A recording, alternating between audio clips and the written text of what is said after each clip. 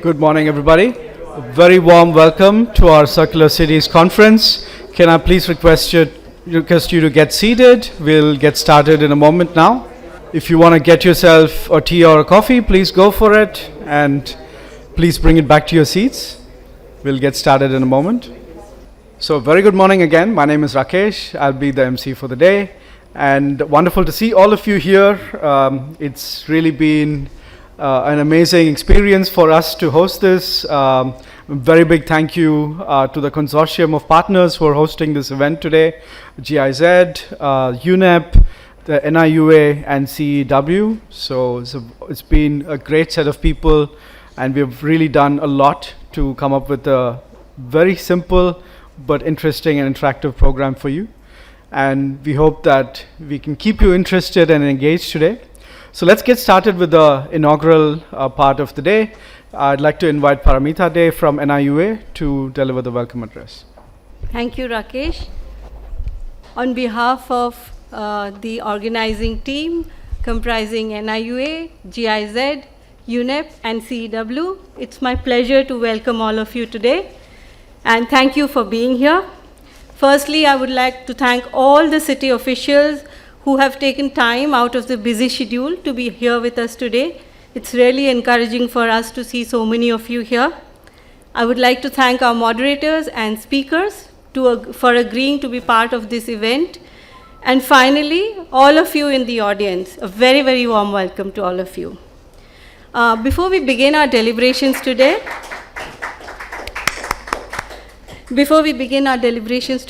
let me tell you why this workshop, why this conference. So let me give you a little bit of context. We are all aware that circular economy is not exactly a very novel concept. But it has gained a lot of momentum and support at the global stage as well as the regional level, particularly due to the consequences of the COVID-19 pandemic that we are just getting over with right now. And many countries have witnessed a series of cascading disruptions that have occurred in critical supply chains, to take, for example, the food chain, food industry, energy, electronic, and many, many more. Most of you are aware that there's a mission called the LIFE mission, which was launched by our Honorable Prime Minister in October last year. And this mission, very, very prominently, it promotes the concept of circular and sustainable lifestyle at the individual level and also at the level of community. And it strives to replace the take, make, dispose linear economy with a circular economy. And as all of you are aware, that this year India is very proudly holding the presidency for the G20, and the Urban 20 or the U20 is a sister engagement group of the whole process of G20, and that is being hosted by the city of Ahmedabad. We are very happy to let you know that we have representatives from Ahmedabad, Mr. Tejas Bhandari and his colleague, who have really struggled to fit this in their schedule and to be with us today as the U20 Sherpa and hosting city of U20.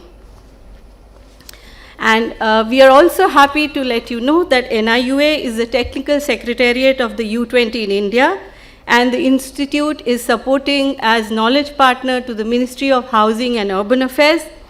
I would like to quote a line of appreciation from a message that was given by none other than the Prime Minister of our country.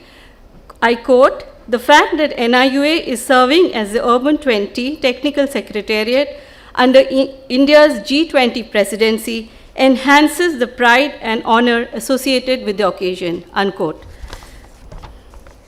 And this event is part of the series of events that we are organizing as part of the G20 and U20 process. The priorities for U20 that have been thought out are the following. There are 6 priority areas: encouraging environmentally responsible behaviors, ensuring water security, accelerating climate finance, championing local identity, reinventing the frameworks for planning and governance, catalyzing digital urban futures. And the whole idea around these priority areas is to move from intention to action with a broad roadmap for cities to become leaders that guide sustainable global futures.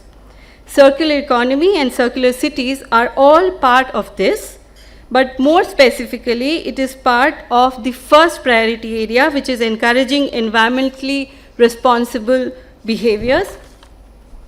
And we see this conference as a platform for all of you, not just cities, but other stakeholders, which is the multilateral agencies, the academia, the experts, the NGOs, and all of you coming together on this platform to think, deliberate, and bring home the concept of circularity to cities as the main drivers.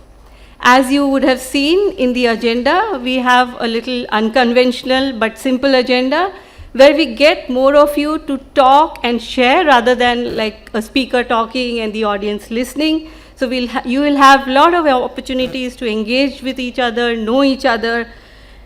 And so Rakesh will take you through the agenda, so I won't get into the details, but I'd like to tell you that we also have, in addition to panel discussions in the thematic roundtables and peer circle, we have a series of innovators coming and talking about innovations in the OctiTank session. And tomorrow you'll get a lot of ideas on the tools that have been made by various agencies and get your hands-on in the lab to actually use those tools and try them out. So I just said towards the beginning of my address that we are glad to have you here. And I hope by the end of tomorrow, that is day 2, you tell us that you were glad to have you, to be with us here. With that said, thank you and a very warm welcome once again. Over to Rakesh. I'm right here. Oh, sorry. Thank you so much, Paramita. And thank you also for giving us all a very nice overview of the agenda for today and tomorrow. There are, however, some minor changes which I'll inform you about and take you along so that you're also aware of what to do at the right moments. But for now, let's really get started. Can I please switch to my laptop? Thank you. Yes, again, warm welcome. And I think we all need to somehow arrive in this hall. So for that, I thought, let's do a very simple exercise. This is going to be life-changing for you. I can promise that. So today you're going to learn how to really high-five each other without missing. It's super simple. All you have to do is watch out for the elbows of the person that you're high-fiving with. We'll try it out in a moment. Can I ask you all to please stand up? Thank you. Thank you. Now turn either to the left or right to your partner, whoever is next to you. If you don't have a person, then go to the next row or find someone else. And look for the elbows and give each other a nice high five. Yes, perfect. Yeah, wonderful. Great, good job. Don't be shy. Try it out with everyone around you. Nice. Perfect. Good job trying. I see everyone has had a shot at it. Back there, did everyone get a chance to try it out? Okay, I'll come back and check later. I'm doing it virtually. So what happens is most of the times we get so caught up in doing things that we forget to celebrate. So today and tomorrow, whenever you see a moment where you feel like celebrating it, go for a high five with whoever you're working with. I hope you try that. Great. And before we move a little bit ahead, another small info. We're using a tool called Slido. So this is something we'll use today and tomorrow to get the pulse of the audience, to understand what you're also thinking by engaging you with polls and short quizzes and questions. And for this, you'll need to have your internet on. Fortunately, we don't have a Wi-Fi connection here. So for all the international participants, our Indian hosts, if you can hotspot them or support them very briefly with that, that would be wonderful. This is the best way of showing hospitality. So let's try Slido also very quickly. All you have to do is go to slido.com. So you can open your browser. Once you go to slido.com, you'll see the main web page coming up. Yeah.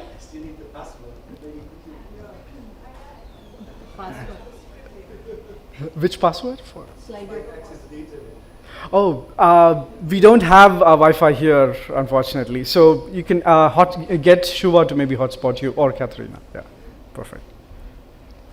So you can enter the event code, which you see up here. It's called circular, all small case. So there's a hashtag field.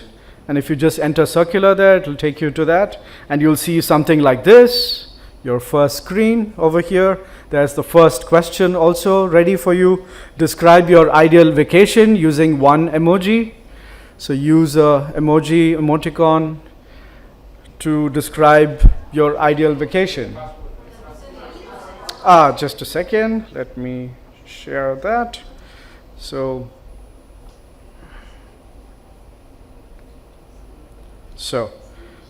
that's the passcode, CMBXJO.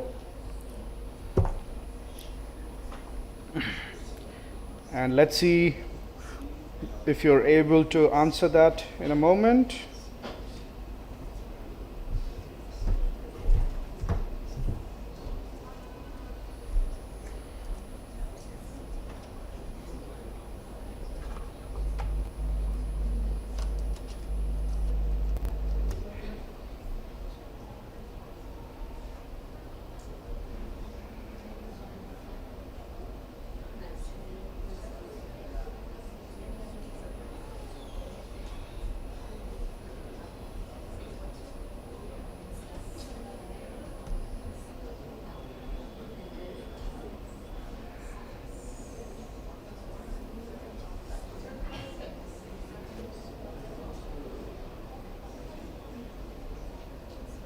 Yeah, we have quite a few emojis there.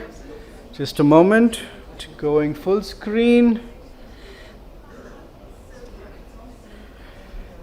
Yes, okay, seems to work. Thank you so much for sharing.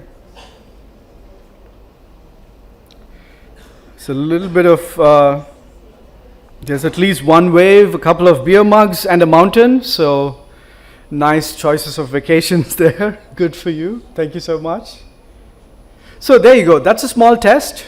Now you know how that works. And I'll introduce you to some Slido questions now and then as we go along throughout the day. And you'll be able to share, and we'll also see what your reactions are here. Okay. And on that note, let me get back.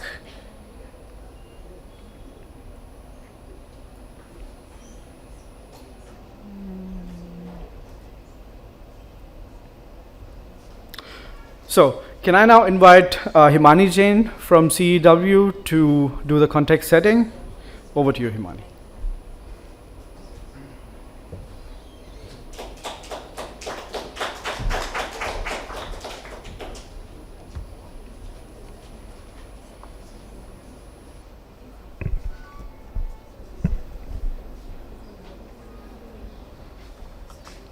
So, good morning and welcome everyone.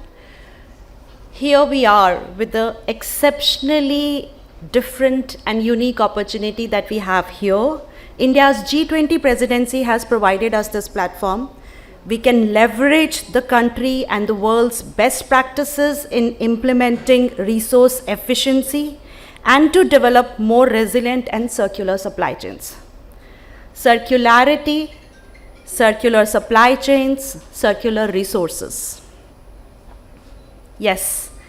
As the world stood still during the last COVID-19 pandemic and global value chains and resource flows were all disrupted, a catchphrase had assumed center stage, and that was circular economy. What does it mean? What all does it imply? What all does it entail? Circular economy is an economic system which is based on the reuse and regeneration of materials or products, especially as a means of continuing production, but in a sustainable and environment-friendly way. So circular economy aims to reduce recycled products, say solar cells, lithium batteries, by considering the life cycle of each material resource across all economic activities. Water, one of the major, most valuable basic resource, but highly under immense capacity constraints. One mobile phone. What does it mean? 900 to 1300 liters of water gone into it, right? Tons and tons of waste from one perspective, but wealth and resource, useful resource from another perspective. The entire chain matters, entire chain.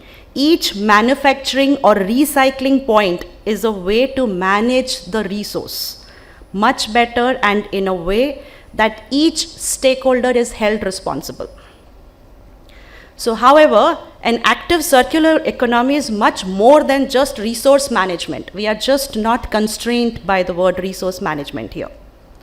So, say, Inger Edinson, the executive director of UNEP, had said, circularity and sustainable consumption and production are essential to deliver on every multilateral agreement. So from SDGs, Sustainable Development Goals, to Paris Agreement, it is central to even the global biodiversity framework. So this is the larger connect. The mayor of Paris, Anne Hidalgo, she went a step further to bring the focus on the links that circular economy says to sociability, to sharing, to democracy, as opposed to some very short-term links and profits. This is just not consumerism. She also points out that circular economy opens up new business sectors with strong regional and local roots and quality jobs, and terms it as social or solidarity economy. Here, we have evolved much further. India's mission lifestyle for environment that Paromita just spoke about, introduced to the world at COP26, it builds upon the principles of circular economy and sustainable consumption and production with whole of economy and whole of society. What does it mean? It means all of us are engaged here. Life is being built upon three transition pillars. It is from individual to collective consciousness by three different ways. One, nudging the behaviors. Two, enabling the markets. And third, influencing the policies. This is a feedback circular loop that is there. It goes and cuts all across. Circularity can be led by individuals, communities, corporates, countries, all of us. It has an interplay of science, engineering, behavior, and policy at each step. Look at an example. So there is an interesting individual and community-based approach which was led in one of our cities, in the city of Indore, where 100% of households and commercial units segregated their wastes for door-to-door collection. That's when the whole active participation of the people, of the commerce, of the industry led Indore to become one of India's cleanest city. On the other side, it is integrating circularity into interlocking value chains. For example, hard-to-abate sectors such as steel, cement, petrochemicals. This will bring in resource efficiency through better design of production processes, as well as ensure that outputs of one system serves as the feedback of another, prolonging the active life of each resource. That's what we are focusing on, prolonging the life of each resource. India is said to be one of the first major economy to do development, but development with a low carbon pathway. India's green growth includes major components such as targets of 50% cumulative power from non-fossil fuels and around 20% of the total vehicle fleet stock on road to be EVs by 2030. At the same time, it also involves transitioning Indian society to a more sustainable yet developed lifestyle through planned urbanization, efficient service delivery, and overall better governance. For example, Census 2011 notes very clearly that a whopping 80% of our work trips are walk, cycle, or public transport. How cool is that? This trend is further more desirable only and only when being in public transport is not a drudgery. It's something by choice. It's not by being mere captive to it. If India has to scale up public transport as a low carbon mobility option for future, that's the way to go. So cities in the global south have been spearheading the implementation of traditional knowledge to achieve circularity. And that's something that we continue to build upon. It's not merely about leveraging the best practices from the West or the more developed nation, but it's also about recognizing and being cognizant about the traditional knowledge that we have, which inbuilds the concept of sustainability and circularity in it.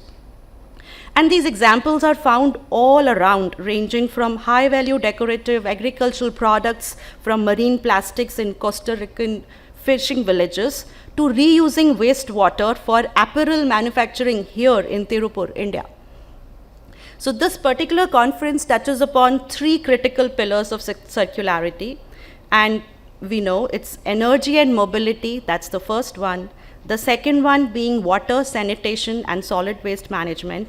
And the third one that we will be here covering in the conference in these 2 days is on governance and habitats. We need a better understanding of global policy discussions and local actions for this smooth transition in the circular economy. We need new practical insights and an upgraded toolbox. This is what we are focusing on. New, updated knowledge, information that all can be shared here amongst us. This will help us implement quickly and bring scale to the solutions that are needed for billions across the world. So as India urbanizes, it will be critical to ensure that business as usual is definitely not the way to go. And following some particular best practice from West may be partially a way to go. But then developing and building indigenous knowledge, sharing what we already have, perceiving and preserving what we already have is equally important. We need a vision for applied future action. So effectively implementing life principles will help promote circularity, will harness the power of individual and collective action for local as well as global action for low carbon development. So our city authorities here should leverage multilateral platform like U20 as well as long-term engagements via the G20 and similar groupings to exchange knowledge with peers and other groups to design solutions for their own cities. It will strengthen social justice in line with one earth, one family, and one future. Thank you.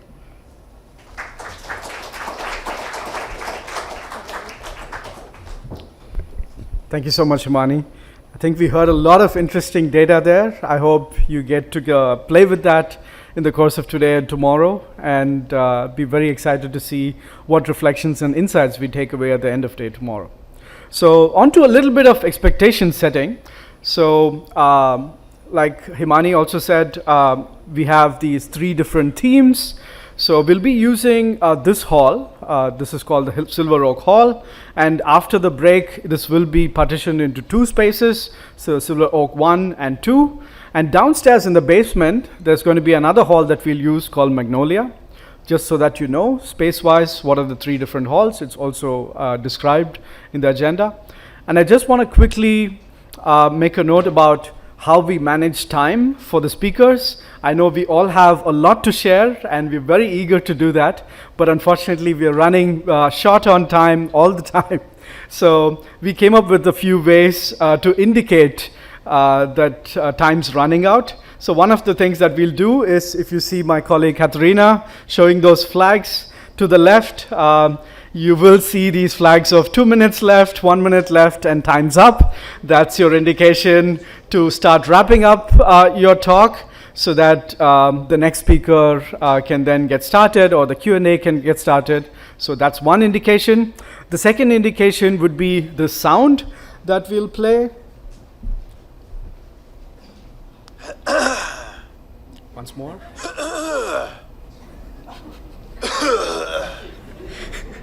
So that's just someone clearing their throat, you know. So that's the sound you need to look out for. So together, we hope these indications help us manage time with all the speakers, and also makes it a little bit of fun at the same time. So yeah, that was it. To set the context, open up things. And now for the opening inaugural session, we have a really interesting panel. Can we switch to my laptop, please? Thank you. Yeah, so that's the opening panel that we're going to switch to now, International Perspectives on Circular Economy, yeah? But before that, we have to officially light the lamp and inaugurate the session. So can I request our guests of honor for the panel here to light the lamp also? Can help you with that. You have the candle right there. So this panel is going to be led by Nicolas from GSI and Shuva from CEEW. And we also have Dr. Holger Kuhle from GIZ, Sharon from UNEP, Dr. Antje Berger from the German Embassy, and Mr. Tejas Bandari from the Ahmedabad Municipal Corporation.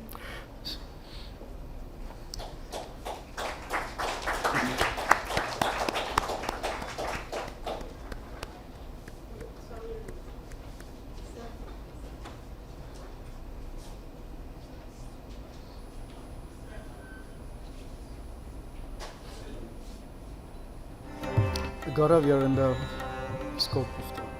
Yeah.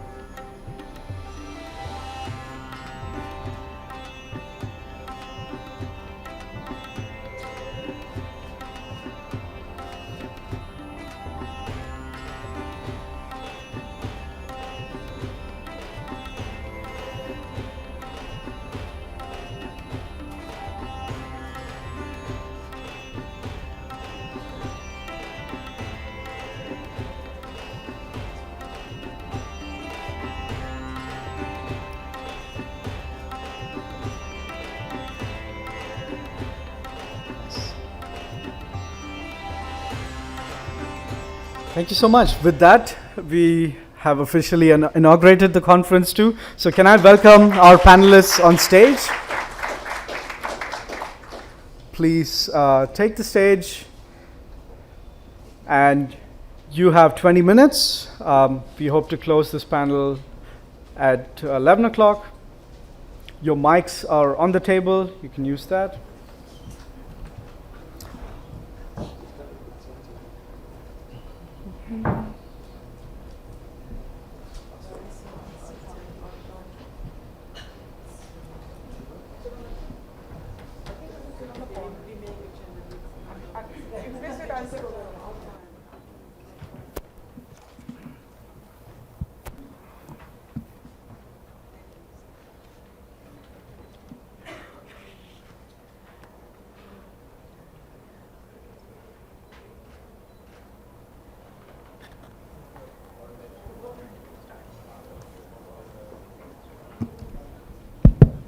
All right, so should we start? Right, thank you so much. So following the brilliant introduction, I think everything was here in the introduction. We have a task to highlight why circular economy does matter internationally, and somehow I like also very much the approach that it is not just about collecting best practices or what we are so accustomed to, that is importing best practices from other contexts and say, oh, you should do that, and we are helping you. I think the logics of development have changed, and that this reset is very obvious during the G20 India, the Urban 20 India, both the ministerial segments and the engagement of the civil society. So thank you very much. You probably have made the beginning of our session much easier. Today we will try to, together with Shuva, to both moderate and also share a few inputs in this discussion. What time is it now? At what time should we wrap it up? 11:05. We'll give you an indication. So we have 20 minutes? So we have half an hour, right?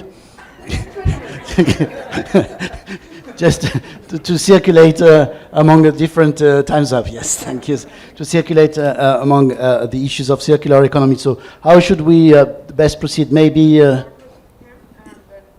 yeah. Excellent. So we'll start with you, Mr. Ahmedabad.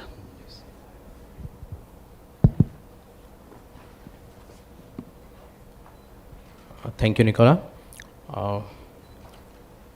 Very warm welcome on behalf of Ahmedabad, I should say. And thanks a lot for all the cities from all over the world, G20 countries, partner cities, observer cities, as well as the cities from Indian perspective, the domestic cities. I must start with a note of thanks for a very successful U20 inception meeting. The very priority areas which were intended to be highlighted and to start with were very healthy. Discussion was taken place, and we were very encouraged to be prepared for the upcoming July Mayoral Summit. And on behalf of our Municipal Commissioner Sir and Ahmedabad Municipal Corporation, I thank all the cities that have come over here and took participation in the G20 U20 meeting.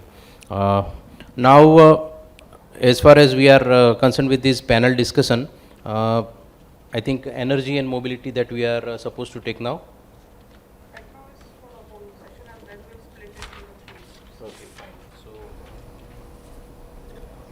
I would like to mention some of the initiatives of Ahmedabad Municipal Corporation regarding this, our major theme, energy, mobility and solid waste.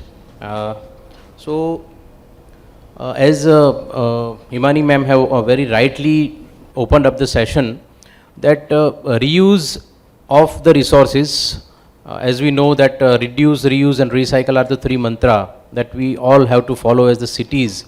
Cities are the growth engines of any economy, and the liability of the growth engine is always to make optimum utilization of the resource. It is not even limited only up to the resource management, but we have to look much more beyond that. So I would like to start with our initiative by Ahmedabad Municipal Corporation this year is a environmental improvement cess that we have brought in our annual budget.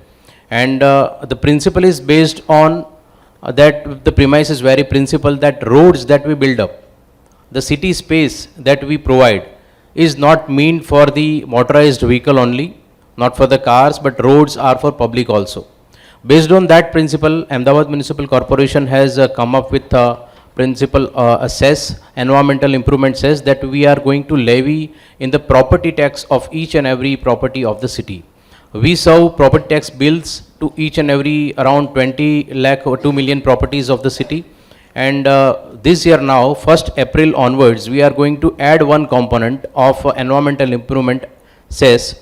And for that, we are going to take a carpet area of that particular building or property as base. Because other bases that we have researched or we have worked out upon do not meet the scientific base. So we have taken up the carpet area of the building in order to determine the cess value.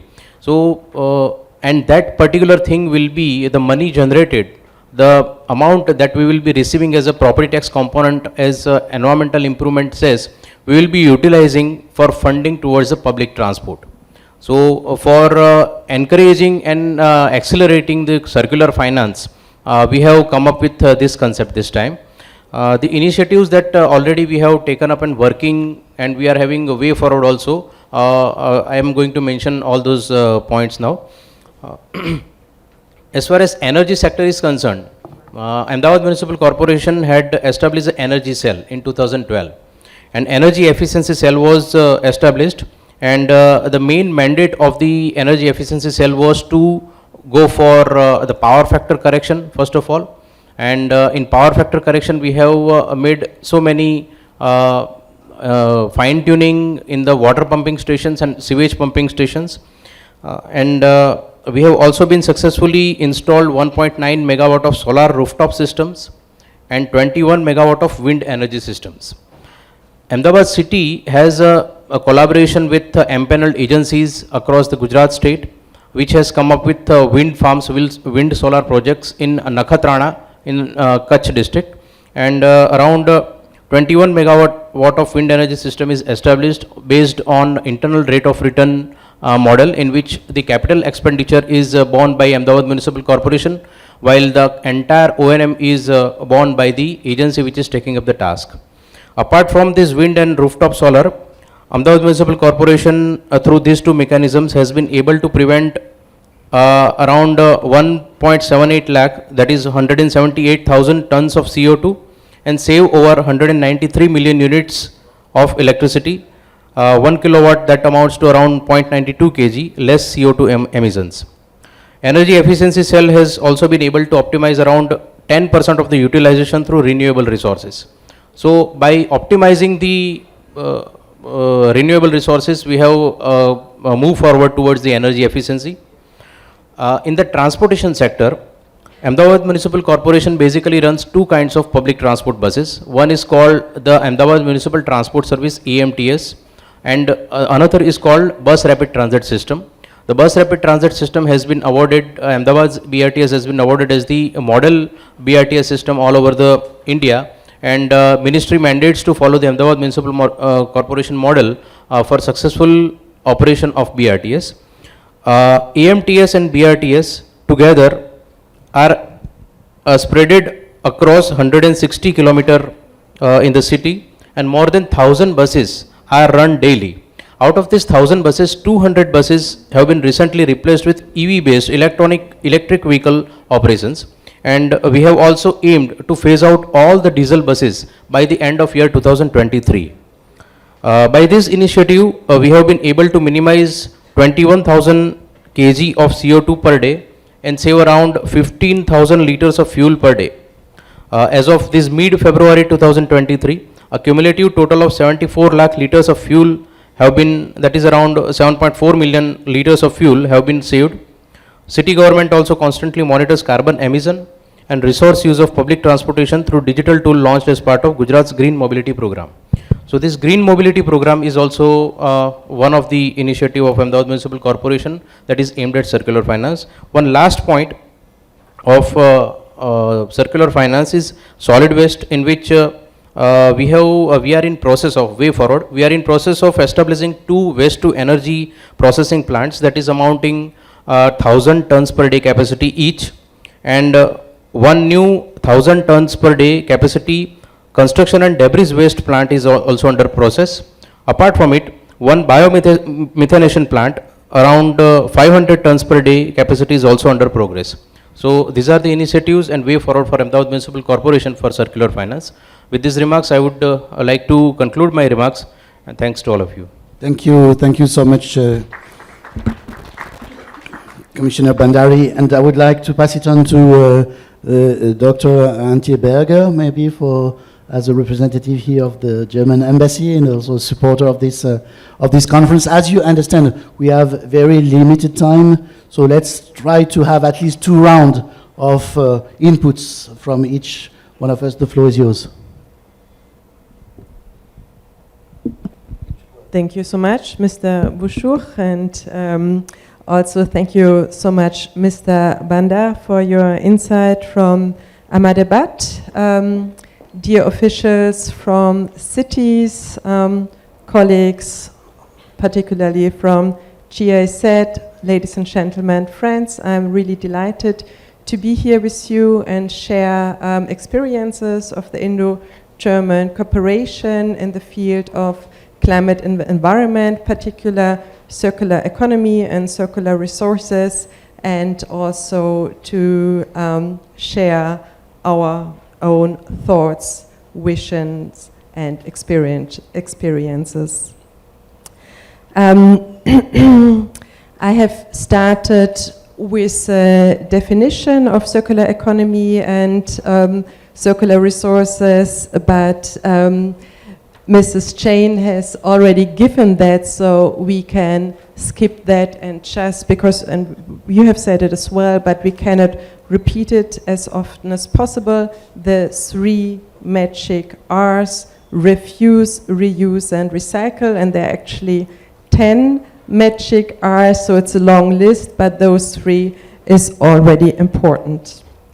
Also, when I prepared, I'm actually coming from a human rights and conflict background, so when I read the word resources, the first thing which came into my mind, because I trust it's the most important resource, and that what was also already highlighted, is water. So as a little child, I heard the sentence that we drink, the water we drink is the water already the dinosaurs have drunken.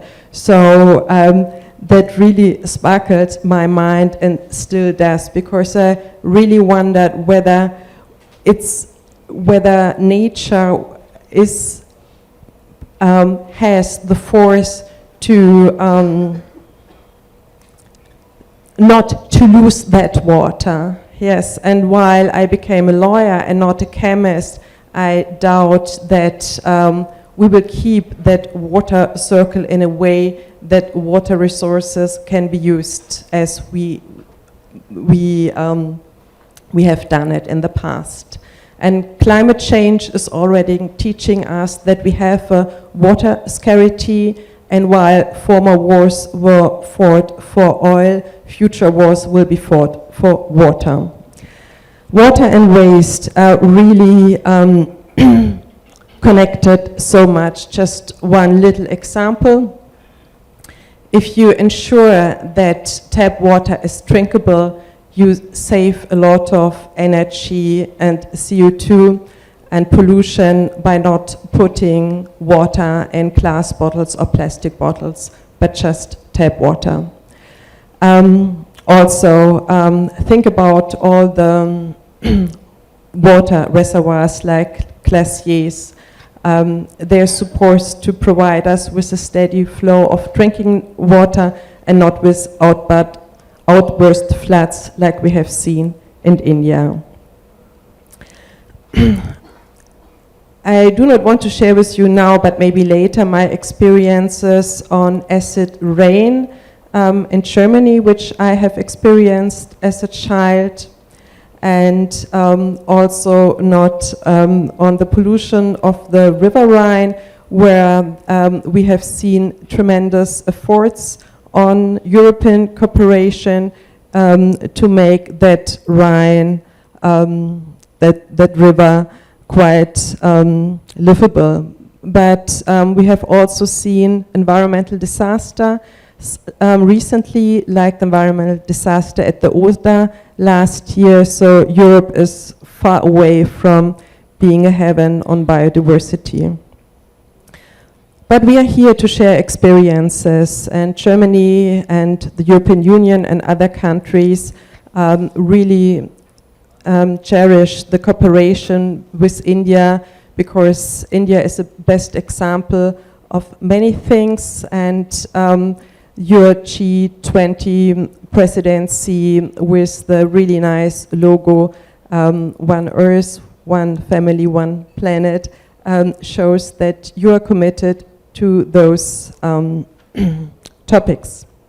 So I'm seconded by the BMUE, which is the Ministry of Environment from Germany, and we have numerous activities and projects in India, and I just want to highlight some. We have 2 important marine litter projects, one with MOFCC and one with MOHUA. The one with MOFCC is in Uttar Pradesh, Kerala, and Tamil Nadu. And words are important, but sometimes products are as well. So I have brought with me some examples of our work, and this is just the recent one, the last recent one on Kerala. Then we have 3 important projects on the EXI, that's the Export Initiative of Green Technologies. You can see the logo here. We have one important on air pollution, particularly in Surat, Nagpur and Pune. We have one on organic waste, where I have also a really nice brochure. So thanks to Vaishali, who is here, who will later on elaborate on that. And then we have one on standards in the textile sector, and even a regional one with India and the MENA sector on best practices on technologies for industrial wastewater treatment. There is another cooperation area of the German government, and I'm sure you have heard about it. It's the International Climate Initiative, the ICI. It has the 4 sectors, mitigation, adaptation, REDD+, forest, and biodiversity. And sometimes it's difficult to put the circular economy project under one of those 4 clusters. In general, we put it under mitigation or adaptation, but it's actually all interlinked, and that we have separate projects, several projects next to the ICI just shows that sometimes this is really necessary. Then I also want to mention the very important ICI Climate Smart Cities project. Again, I can show you one of the handouts which we are happy to share. They are all also online, and the important NAMA facility, Waste Solutions for a Circular Economy. It's not only Germany who is supporting this, but also Denmark and UK, European Union, among others. Germany is really impressed by India's development in the last year, from its Swachh Bharat Mission 1 to the recent mission and the plastic ban on 17 respective 21 single-use plastic items. There I have seen places in New Delhi, Sikkim and Nagaland which were cleaner than many streets in Berlin. But I have also been to the Yamuna, both in Delhi and Mathura, for example, where I was really stunned by the more smell and color of it. So there is still a lot to be done. So I'm also happy to mention that we are doing a lot with regard to water. My colleagues from the Development Cooperation with regard to the Clean Gansha project. Then the GSZ is also instrumental when it comes to the EU-India Watership Partnership. Our Commerce Chamber is very active on the German Water Partnership, and just to mention a few. So I have already highlighted the right to water. It's enshrined, for example, at the Convention on the Rights of Women, on the Convention on the Rights of the Child, in some constitution, like for example the South African, and in India it's derived from the right to life. Another, and then I finish, very important game changer is the right to education, because I really trust that those people who can read and write can receive information, can give information, and with a full stomach they can be real game changer. So these are the basics, and I want to end with our triple crisis, which we are all here stakeholders in order to fight against it. That's climate change, the loss of biodiversity, and the pollution crisis. They are all interlinked, and cities, I have neglected the cities in my speech, but I hope the others will compensate. Cities will decide whether we're going to win or lose the fight against climate change and also the pollution crisis. So we are here to showcase best examples of cities to show that they are positive drivers of change. Thank you so much. Thank you very much. And so let's continue, if I may say so, with Germany, with GIZ. Holger, maybe in a nutshell, your viewpoints and about why this specific conference today matters.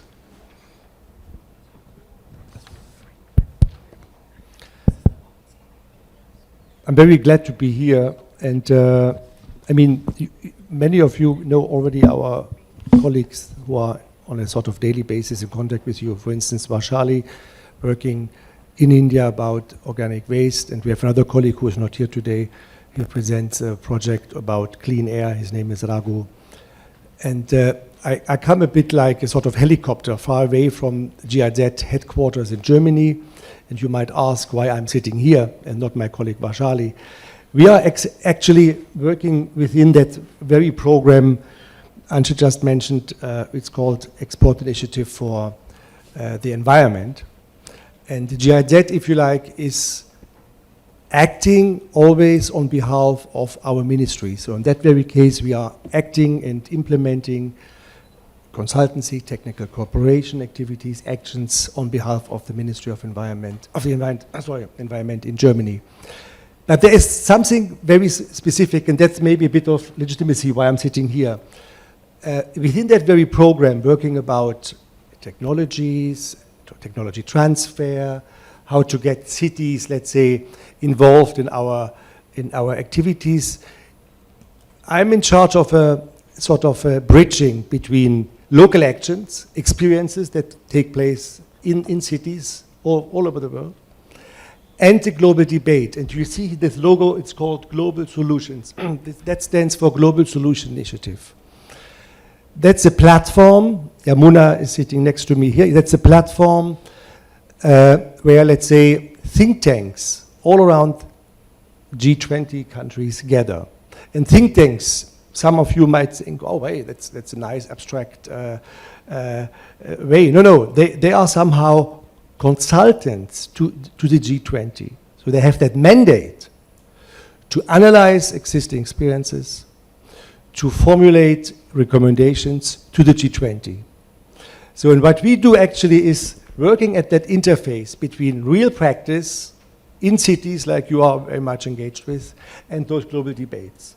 And you might remember last night in his welcome speech, Hitesh from NIUA mentioned how often cities, by the way, that's not only the case in India, it's the case in Europe, in my country as well, in my city where I live in Berlin especially, how cities feel out of the debate because there are the global debates and calculators of the financial sector. That was what he mentioned yesterday. You know, they drive our economies. But cities at the end have to deal with whatever they calculate, whatever they, let's say, put in their grids, in their Excel schemes. And at the other side, Hitesh said yesterday, there are those global nice debates about treaties, agreements, international trade. And at the end, cities have to live with all that. Whether the World Trade Organization is doing well or not. Whether global value chains function or not. So you are involved in that. And Hitesh said, there's a sort of Bermuda Triangle. And that's exactly the point where we come into play. What we organized over 2 years is called the Circular Economy Solution Dialogues. Unfortunately, due to the pandemic, it had to be online. But that was exactly the sort of platform where we wanted to animate, mobilize, activate the debate between practitioners, representatives from think tanks, and even from global organizations like the World Trade Organization and so on. So that's a bit this sphere where we come from. And what we want to do, here I see a bit our contribution for today and for tomorrow is to exchange what we have learned, what our insights, but also to listen to you. What is something we should also put at the agenda? For instance, the Global Solution Initiative, they have their upcoming summit in May. So what should be put at the agenda as topic, as, let's say, recommendations, even as sort of a concern you want us to share? Thank you. Thank you very much, Holger. And please, I hope you have taken notes of what was mentioned, because indeed the results of these circular economy solutions dialogues and the lessons learned and the follow-up, etc., will be part of the group discussions that Rakesh was mentioning minutes ago. Sharon, Gilles, you are with the UNEP, and you are also a driving force together with Holger behind this conference hosted by our colleagues from NIUA. So why is it important and meaningful to be sitting here today, and what do you expect from this meeting? Well, as UNEP, we are tasked to bring the global environmental agenda. So I'm very happy to hear from colleagues, from Dr. Berger, for example, talking about the triple planetary crisis, and from Himani talking about how circularity cuts across the different global environmental agreements, and that's really critical to understand. I would put circularity in very simple terms. So human beings were born circular. Our bodies are designed to return back to nature. So in fact, circularity is finding our way back to nature, because we've designed our environments, our cities, to completely protect ourselves from nature in such a way that we have become parasites, or we have become a problem to nature when we were not designed as such. So how do we go back to redesigning, to rethinking the way we live towards nature? So that's circularity. So finding our way back to our true nature. I would also like to present circularity, but circularity cannot solve everything. So imagine we have a pot of rice, and growing up, I grew up in the Philippines, so that pot of rice, if we don't finish it, that becomes fried rice the next day. So that's how many of us grew up. We were taught not to waste in our homes, right? So circularity, if you bring it a notch higher, that's what it is. We should not waste. We should refuse when we don't want to eat. We should tell our parents beforehand that we don't want to eat, so we refuse things. But the reality is, there is only limited resources in this world. So there's one pot of rice, and if we are going to tackle the triple planetary crisis, some of us should change our diets. We should not eat rice. We should probably eat more vegetables. We should probably understand that there are other people in the world that need that rice more than we do. So we should not take more than our fair share. So it's really a change in mindset. And cities are critical to that, because as the frontliners, as the ones that are responsible for basic service delivery, you are the ones who are changing the economic system.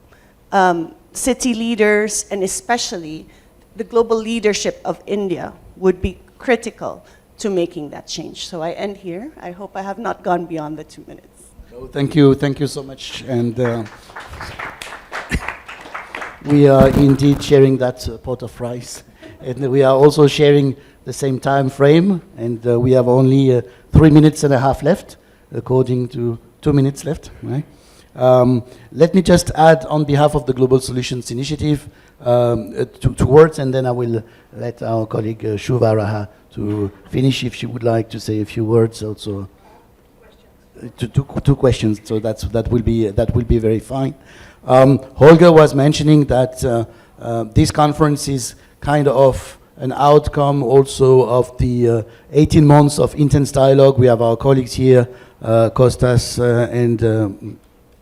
and Alex, who have joined us from Athens, and the team. We have circulated among the different dimensions of circular economy, plastics, global supply chains, urban metabolism, and also circular economy and creative economy. And the more we get into those matters, the more we found that one answer to the development of circular economy, or the not development of circular economy, is linked with the interlinkages or the interdependencies, what we call intersecting between a series of factors. And when we have designed the volume, and everything can be found online, Google intersecting, Google or whatever, intersecting volume 9, you will find urban metabolism. We have crossed the lines between resources, well-being, policies, and resources, waste and production, well-being, demand and metabolism, policies, urban and rural. So these dimensions, sometimes they're completely forgotten because circular economy are embedded into that piece or that piece or that piece of regional, national or municipal program. And then after a few months we come up and say, well, it didn't work. Why? Yeah. It's not the magical trick saying there are linkages, but at least understanding how mutually interdependent cities or urban metropolitan areas are with global supply chains, for example. If you do not understand that, then you will be able to address one segment. It's okay, right? Such as for municipal waste or water, but not the rest, and vice versa. So expressing those linkages, and that cities are not just serving the rest of the world, but also can express a number of solutions. You were mentioning these ideas of changes in mindsets, right? You were also expressing, and a number of cities in India now, Ambikapur and others, are very good examples of actual changes that even 5 or 10 years ago would not have been possible, but now they are being implemented and at pace, not just because there is a G20, that is accelerating. So that's very encouraging, but there are also many hurdles on the way. So we have implemented a winter school here with colleagues from Sonipat University, Ope Jindal University in Sonipat, Rakesh, a colleague from GSI, and myself were here. We have students from the winter school who came here. Congratulations, that's very encouraging. And we have those publications. We will further channel the conclusions of this seminar at the Summit of Global Solutions Initiative in Berlin. You're welcome to join if you wish. Just come to us, come to any of us, try to figure out how we can further arrange that. And then the last thing I want to mention, the exchanges of today and tomorrow, we will further also include them into a physical book. These are electronic volumes, what you can see here, about intersecting on circular economy, what we call bending the linear economy. And this volume number 2 will be about resources for the future. Resources meaning capacity building, human resources, mindsets, financial resources, and resources as raw materials, etc. I think this has been very well expressed. So again, thank you very much. And we are counting on you to bring fresh perspectives, ideas, demand, needs, so that we can further streamline and also explain what is why we believe that circular economy should be further elevated, not as a secondary, very highly technical issue, but something meaningful. Yes, thank you so much. I finish here. I share the mic with my dear colleague Shuva from CEEW, who is the co-organizer of this conference. Thank you so much. Thank you, Nicholas. I'm going to have a rapid-fire round of questions with Mr. Bhandari, Anje, and Sharon. And I'm not asking you and Kohler because you're going to be there for the rest of the questions. So also, can we have those timers, because this is rapid-fire, so I want only 2 minutes given to each person. All right, so please keep your eyes on the panel. And I'm going to ask the questions at one time, but you please answer in that order. So, Mr. Bhandari, you said that the BRT in Ahmedabad has been super successful. Now, that raises a question in my mind because I'm from Delhi. We rolled out the BRT on a major arterial road here, and it completely failed as a concept because the public, for the large part, did not follow any of the rules that are required to make the BRT. The lane discipline or the signals, it actually was dismantled after a few years at much cost to the public. So very quickly, how did your citizens respond to your BRT? How did they help make this a success? So that's my question for you. Anje, you spoke of the water cycle. Now, India, for example, water is seen as something that you don't charge for. Very few cities actually charge for the water. Most communities are not charged. Agriculture, for example, which is 45% of our economy, is also given free water for the most part. So now, and there's a school of thought as well that says that water should be an entitlement or a basic right and not a paid for commodity. It's quite the conflict over there. So how do you think the public should want to pay for this scarce resource and how they should participate in the water economy? And Sharon, for you, when we talk of sustainability, and there's a problem that we're seeing now becoming, I won't say a problem, it's a misunderstanding that sustainability is green. So whenever we go to stakeholders, and you spoke of connecting with nature, they immediately connect it to planting more trees, and they don't understand that sustainability is resource related, and how do we improve our discourse so people understand that it's not just planting some trees somewhere, but at every step you need to have sustainability. So please, Mr. Bandar. Good question indeed. The basic fundamental success of Ahmedabad BRTS lies in two aspects. One is the construction of BRTS corridor it's a dedicated corridor.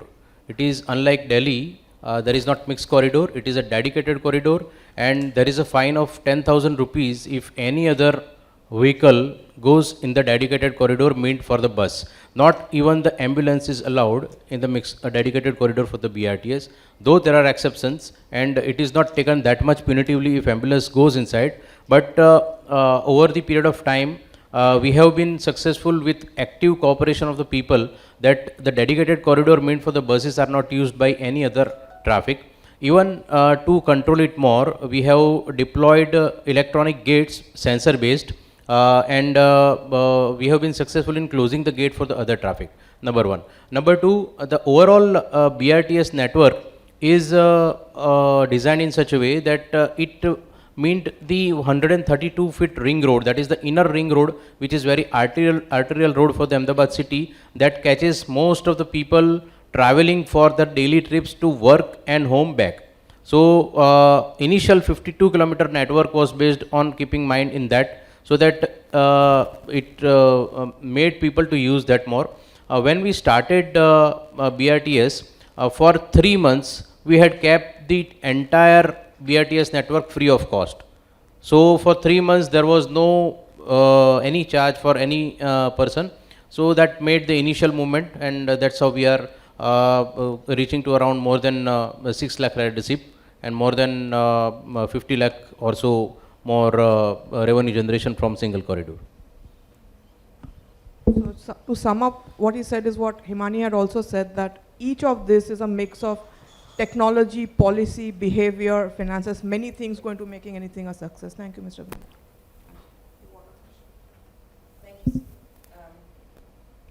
Thank you so much for this question. When I said that you have a basic right to water or to food or for adequate housing or to education or electricity, I didn't mean that it's supposed to be for free. Education is an exemption, primary education should be free. But experience shows us that actually if you charge a reasonable fee and maybe leave out the poorest of the poor, that it has a positive effect. Because if people think water is for free, or electricity is for free, they will waste it. They do not value it. So, I mean, like in Europe, water costs something. It's not a lot, but it is definitely an incentive not to have a shower for 20 minutes or to waste it, so that you realize it's a very important resource, so it should not be free. Also, electricity should not be free. So just to ask, I mean, when it's used as a political incentive, then how do you break through that communication to the public that if you vote for me, I'm going to give you this thing for free? I mean, why should the public? How do we make the public say back that we would like to pay for this and we value this resource? I think that's a very Indian thing, that electricity is for free. I have not seen any other country. I mean, electricity does not come from the socket. There is so much work behind, yeah? So for me, it's mind-blowing, the idea that it should be free. And so I think it's And I leave it to you to communicate and to explain that electricity is yeah, but I mean it's like if I go to a petrol station in Germany, the bottle of water costs more than the liter of fuel. Yeah, yeah. So it is a very expensive resource actually. So no, I think it's up to, I leave it to the Indian stakeholders to explain to the citizens that it should not be free, because it would be harmful if it's for free.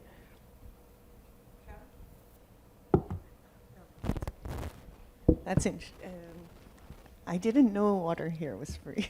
So that's really interesting perspective. You hit on a really good point on your question for me, Shuva, because as UNEP is the custodian of SDG 12 on sustainable consumption and production, and it's actually quite difficult for us to communicate how important it is in the day-to-day. And I think the Life Mission in India actually hits on that, how we need to change as individuals and as systems. So looking at our lives as looking at it as from a systems perspective. What we have done, and I'm just going to show an example, there are a lot of things that UNEP is doing to push the agenda of sustainable consumption and production and resource efficiency. For example, we've found that it's very effective to focus on the basic needs of people. For example, employment, jobs. Approaching resource efficiency and circularity from the entry point of a shift in jobs is quite, we found that to be quite effective. So looking at renewable energy alone, as an example, we're looking at 144 million new jobs just changing the current energy demand from fossil fuels to renewables. And that's linked to circular economy. So focusing on what concerns people, what are the political levers, that's what I think works. Thank you. I think that's it for me. I just want to close, because I think we're over time, right? Yes. So maybe I'll just thank our panelists and are we taking audience questions? No? No. Okay, all right. So if you have any questions, please park them for the rest of the day. And if you just see us during tea, we're happy to answer those as well. But now we need to move on. So thank you very much, Nicholas. Thanks for listening. Thank you. Thank you very much.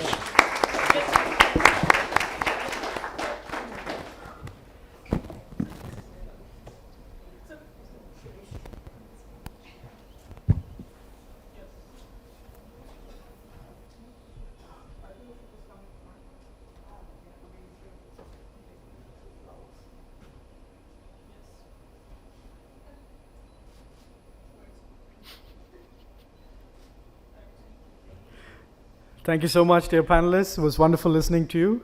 So many interesting points there. Feel free to catch them during the tea break. If you have any questions or thoughts, that's the perfect time to get to talk to them. I want to quickly give you an overview of what's happening after the break. So can we please switch to my laptop? Thank you.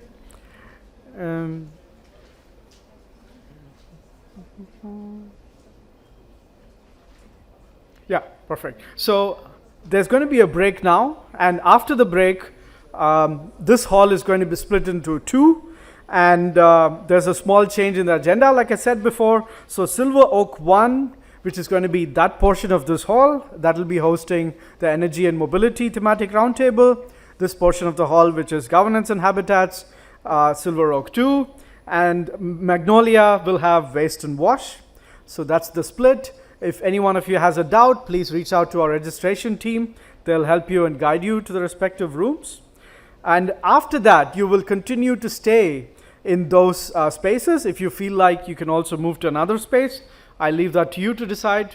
You have to judge that based on what you want to engage in. So that will be a deep dive after this session. So right after the deep dive, I think roughly around 1:45 is when we'll break for lunch. So that's the rough sequence of things that we'll be doing. So for now, you have roughly 30 minutes to go enjoy some tea.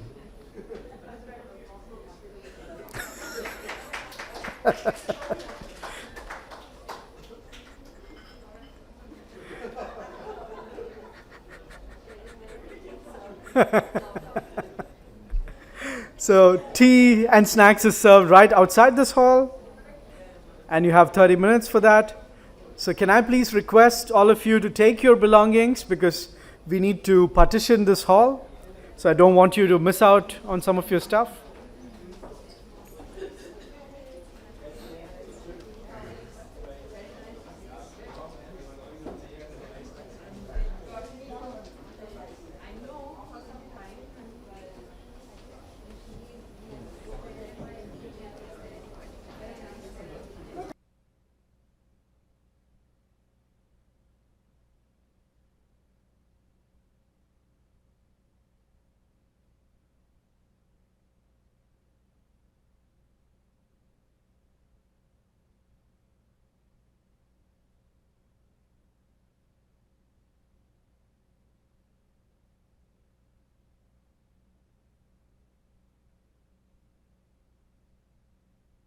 For staying till this session. I know it's been a full, energetic day for you, a lot to do. So why don't we have a few voices there? How's it been so far? Maybe I'll start with you, Kostas. How's your day been? Everything's going well. We had very interesting discussions. Money were distributed and well spent already. Well, I have one thing I have been discussing with Sharon, and now I will share what I shared with her. My takeaway of the day, it's a really interesting quote that Sharon made in the initial speech. Sharon, if you allow me, I will repeat it with my own words. Okay. We humans have become a problem to nature. Okay. By design, we are circular. After we have served our purpose on this planet, we are meant to return back to nature so that we become again a valuable resource to the biosphere. But through the course of years, we have tried our best to protect at every cost ourselves from inevitably connecting with nature. So bad that we have become a problem. This problem we are trying to solve again. This is my takeaway, and I was really excited by hearing It's quite profound, very human at the same time. Thank you so much for sharing. I think it's also like, you can call it forgotten circularity. Siddharth, how's it been for you so far? What's an interesting thing that you noticed today? Yeah, no, it's been great. A lot of interactions. I think it's always exciting when you have policymakers, government officials, and startups in the room. So I think from my perspective, understanding what are the challenges of different stakeholders has been very revealing. Yeah, and I mean, our previous discussion, there was a lot of discussion about silt, for example. So, just as an example. Okay, thank you so much. Probably head out to someone else. How's it been for you, sir, so far? No, just a very small sound bite. How's it been for you so far? What was something interesting that you've noticed today? Yeah, well. Basically, I'm from a city government, so many of the activities, especially SDG or whatever the matter, circular resource, that really implementing in the field by the local bodies, either maybe city government or by the rural government. So many of the resources which are wasting by the people, that we can regulate by a city corporation through some policy intervention. That is a thought, or it is the theme which I got as a takeaway from this conference. Thank you. Perfect. Thank you so much. That was so well articulated. One last voice. Something interesting. So I believe there was a lot of pertinent questions that were being raised about the different or the difficult categories of say waste, for example, since I attended most of the sessions pertaining to the waste management domain. So a lot of pertinent questions regarding the difficult categories of waste were being discussed. Okay. Something like CND and all of those categories. So really, really enlightening sessions. Cool. Good to know. Thank you so much. So now that we've got some voices, let's really move on to the last session, which I promised you. It's called the Octi Tank.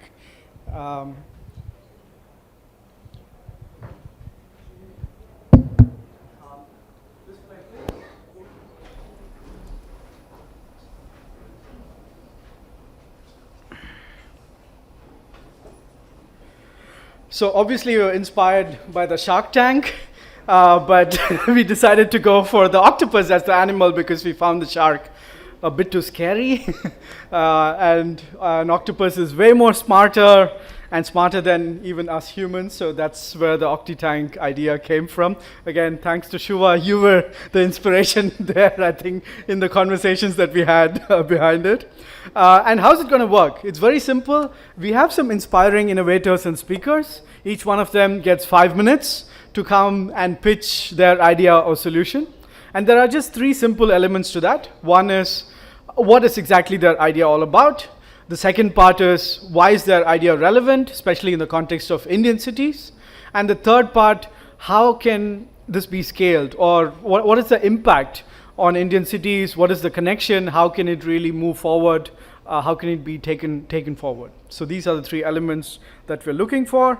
And with that, these are some of our OctiTank participants. But let me get started with Gopal Mohoto from Casitex. Can I have you on stage, please? You go first.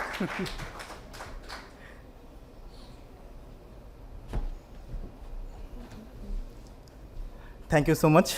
It's really great honor to be here.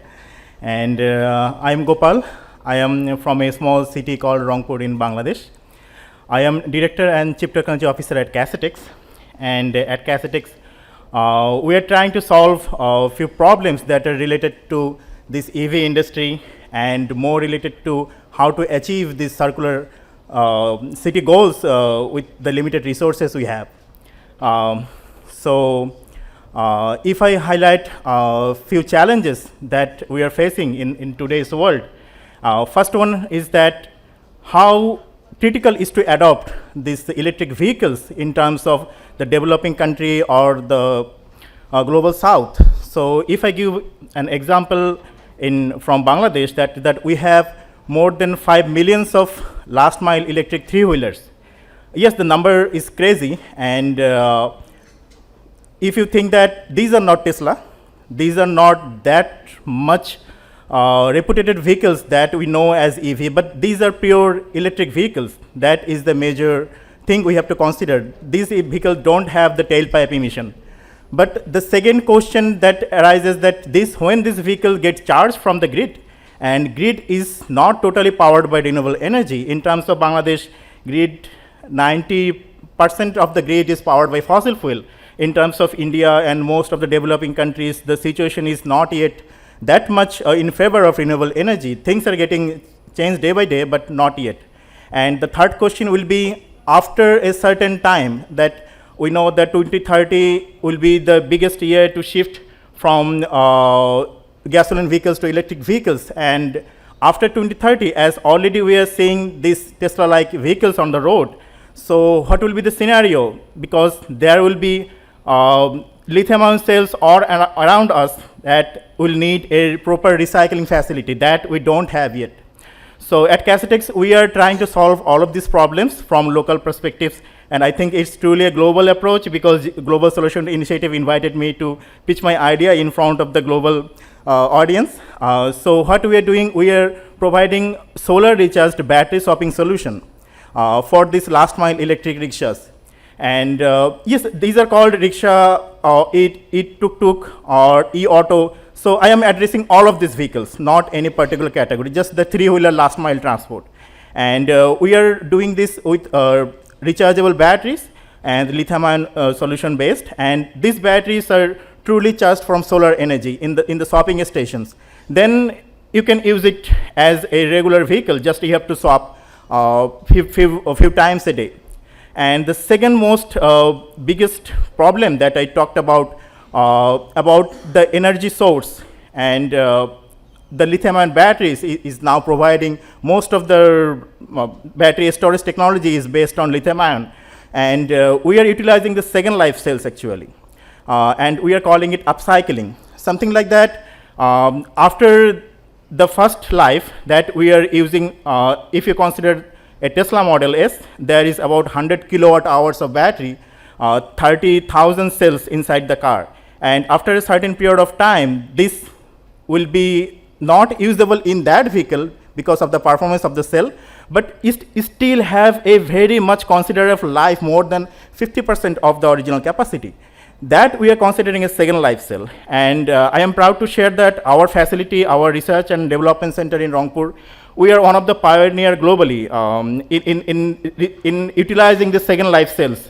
And we are also have partnered with some US-based organization. Those are providing the second life cells to us, and we are utilizing those cells in our application. And most importantly, as I learned from Professor Milind, those are the creative economy concept, and we are really creative in terms of that we are empowering the local people in adoption of this technology, or I can say the local women, or we are calling them the micro energy entrepreneurs, the women in the society. They are actually the owners of the charging stations. So the problem is that we are trying to solve every possible way we can solve it a circular economy way. So this was a small introduction, and I would love if there is any question. Thank you so much. Thank you so much, Gopal. Any questions? We can probably take a question or two. Yeah, Alex? Yeah, thanks a lot. I think it's really interesting and innovative what you do, and certainly very helpful. I have two questions, actually. One is, have you received any support from American companies like Tesla on your work? And secondly, after the second life of the battery, what exactly do you do with it? I mean, do you recycle it in Bangladesh, or you ship it back to the US? Okay, the first answer, I can't say you it's from Tesla, but it's someone like Tesla who are providing us the cell. So we currently have cells in our assembly plant. These are from Canada, and these are actually second life cells. So we are utilizing, they provided us the cells for a certain charge, but not the market price, to do the research. And the research outcome, they want to bring this solution to global. And obviously, I think that if they continue support, Tesla will onboard any day. And yeah. And sorry, I forgot the second. Yeah, thanks. Second one is, what do you do? Have you thought of what to do, basically? Okay, so actually, I want to mention that, I want to give you an example. The lithium-ion cells right now we are using, or the electronics we are using, these are much more smarter than we are utilizing today. If I just give you an example, the lithium-ion cells in our mobile phones or laptops, obviously you will say that these don't last over 3 or 4 years, but I can give you a simple tip. Then this battery will last 10 years more. If you charge the battery up to 80%, the capacity is 100%. If you charge the battery to up to 80% and not discharge it below 20%, this will perform 5 to 7 times more in terms of charging and discharging cycle. So that now if you're using your phone battery for 3 years, you can use the same battery for more than 15 years. But the manufacturers, to increase their cell, to increase their productivity, they are overcharging. They are killing the cell, the lithium-ion cell, by doing wrong programming in the circuitry. So I would like to say that what we are considering is, after the second life, there is obviously need of recycling, but the technology is not yet ready. But when we are increasing the life for the same cell for the 10 years, after 10 years, obviously the market will be ready for recycling all of the cells. We are just filling the gap with upcycling, so that someday when the industry will be ready to recycle all the cells, then it can be recycled. One company showed that 95% to 97% recyclable are the lithium-ion cells. Thank you so much. And who has the ownership of the second life battery after the end of life battery? Okay, right now the company we partnered with USA, they own the asset, and a part of the asset also owned by us, and we will be sending back if there is from 1,000 cell, if there is 2 cell is truly damaged right now, we will be sending back the cells to the manufacturer. Thank you. Thank you so much. Thank you so much, Gopal. So let's have a round of applause for Gopal, please. That's an amazing idea. And very well presented. Thanks for keeping time. May I now invite Deepali on stage for EcoWork.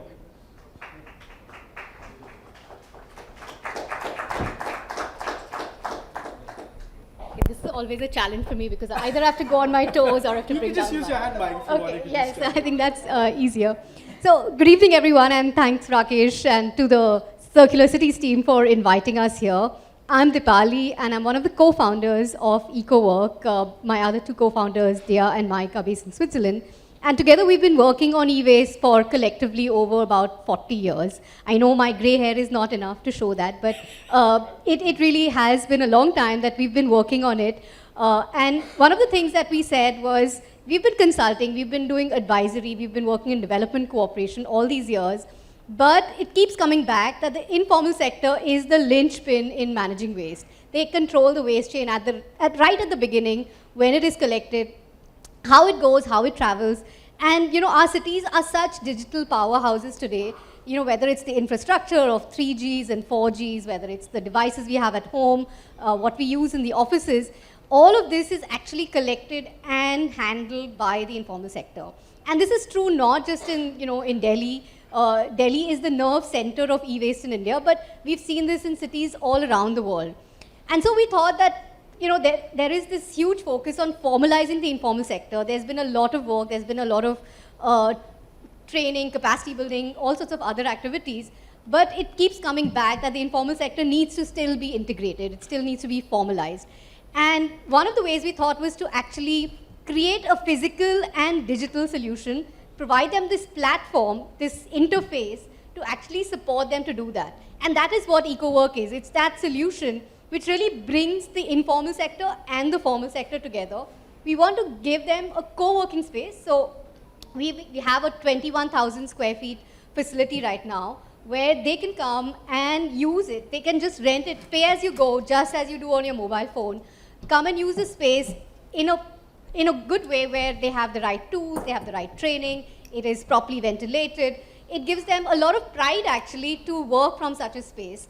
And it is economically more beneficial because we want to connect that through a digital platform where they have better access to clients, where they can get better value for the work that they do, and really create a very virtuous cycle, because also it is driven by legislation. I think India is really in a very unique position there with the e-waste rules really powering this. The new e-waste rules are going to come in force in 30 days from today on the 1st of April. And this is really pushing digitalizing the whole sector. It's really creating that incentive for traceability, for providing what is the waste, where is it coming from, where is it going to.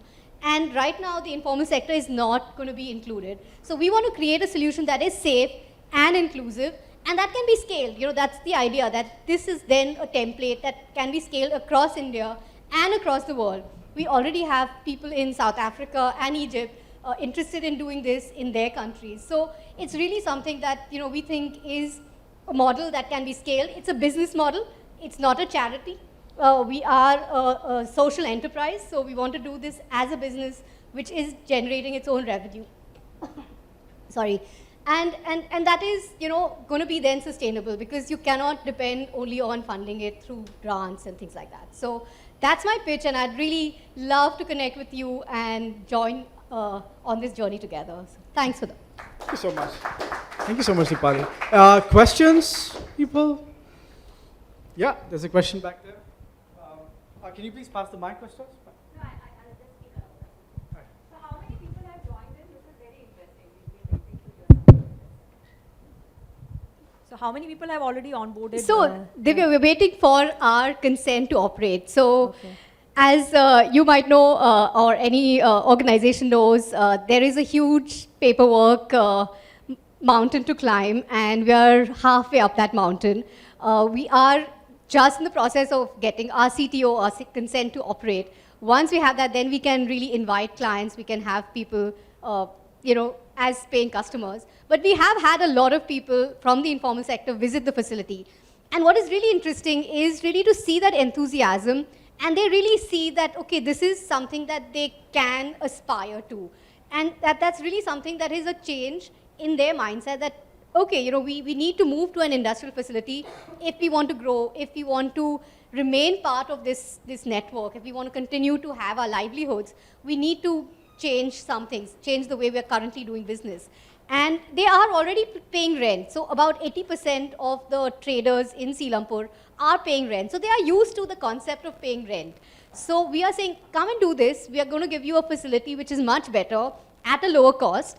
And so there is a lot of interest actually, and we are just holding back because we don't have the authorization to actually sell our space yet. But Shobha from Sahas was there a few weeks ago, and we are definitely going to be speaking to Sahas and other organizations to also join in there, because they are all part of that ecosystem. It's not just those informal, as we call them, micro entrepreneurs, because they will continue to own their businesses. They will continue to be entrepreneurial. We don't want to say you come and work for us, but you come and work at our facility. So it's really being a partner to them rather than an employer. I'll speak with you later. Yeah. There's another question. One thing which I wanted to ask is, basically, do you work along with the municipal corporations or you work independently? So currently we're just doing it independently because already there's so much paperwork to go through. We said, let's just start. Once we have a model, then it's just easier to say that this is how it works. We have a demonstration. And then, of course, it's easier to replicate. Maybe if you have your presentation or something about the process, if you can give us, so happy to. And we also have a website, so I'm also happy to come and speak to you. Thank you. Thank you. Everyone's very welcome to come to our facility. We also do a very interesting awareness program, and the Global Solutions Winter School was there. We do a very hands-on, tactile dismantling workshop where you actually get to break phones and really smash them, all that anger that you had in your head. And it's really interesting how it changes what the perception of recycling is. It's not like, oh, you send it somewhere and somebody takes care of it. It's really something that needs thought, and there is material value, and then you kind of see how much magic actually goes into actually making a phone work, right? So you're most welcome to come to our facility to do that dismantling session. It's for free, so we're very happy to do that. So just let me know, and if you want to know more about it, there are some folks who've been here, including Gopal and Abhishek. I don't know if you were there, Rakesh. So most welcome. Thank you so much. Thank you, Deepali. That's such a radical idea, and it's amazing to see that it already exists. So I hope you just grow, and all the very best to you also. And maybe one tip, you can charge people for those demonstration sessions. It's like, don't make it free. So that's two of our OptiTank participants, and let's move on to the next one. Can we have you, Siddharth, on stage, please?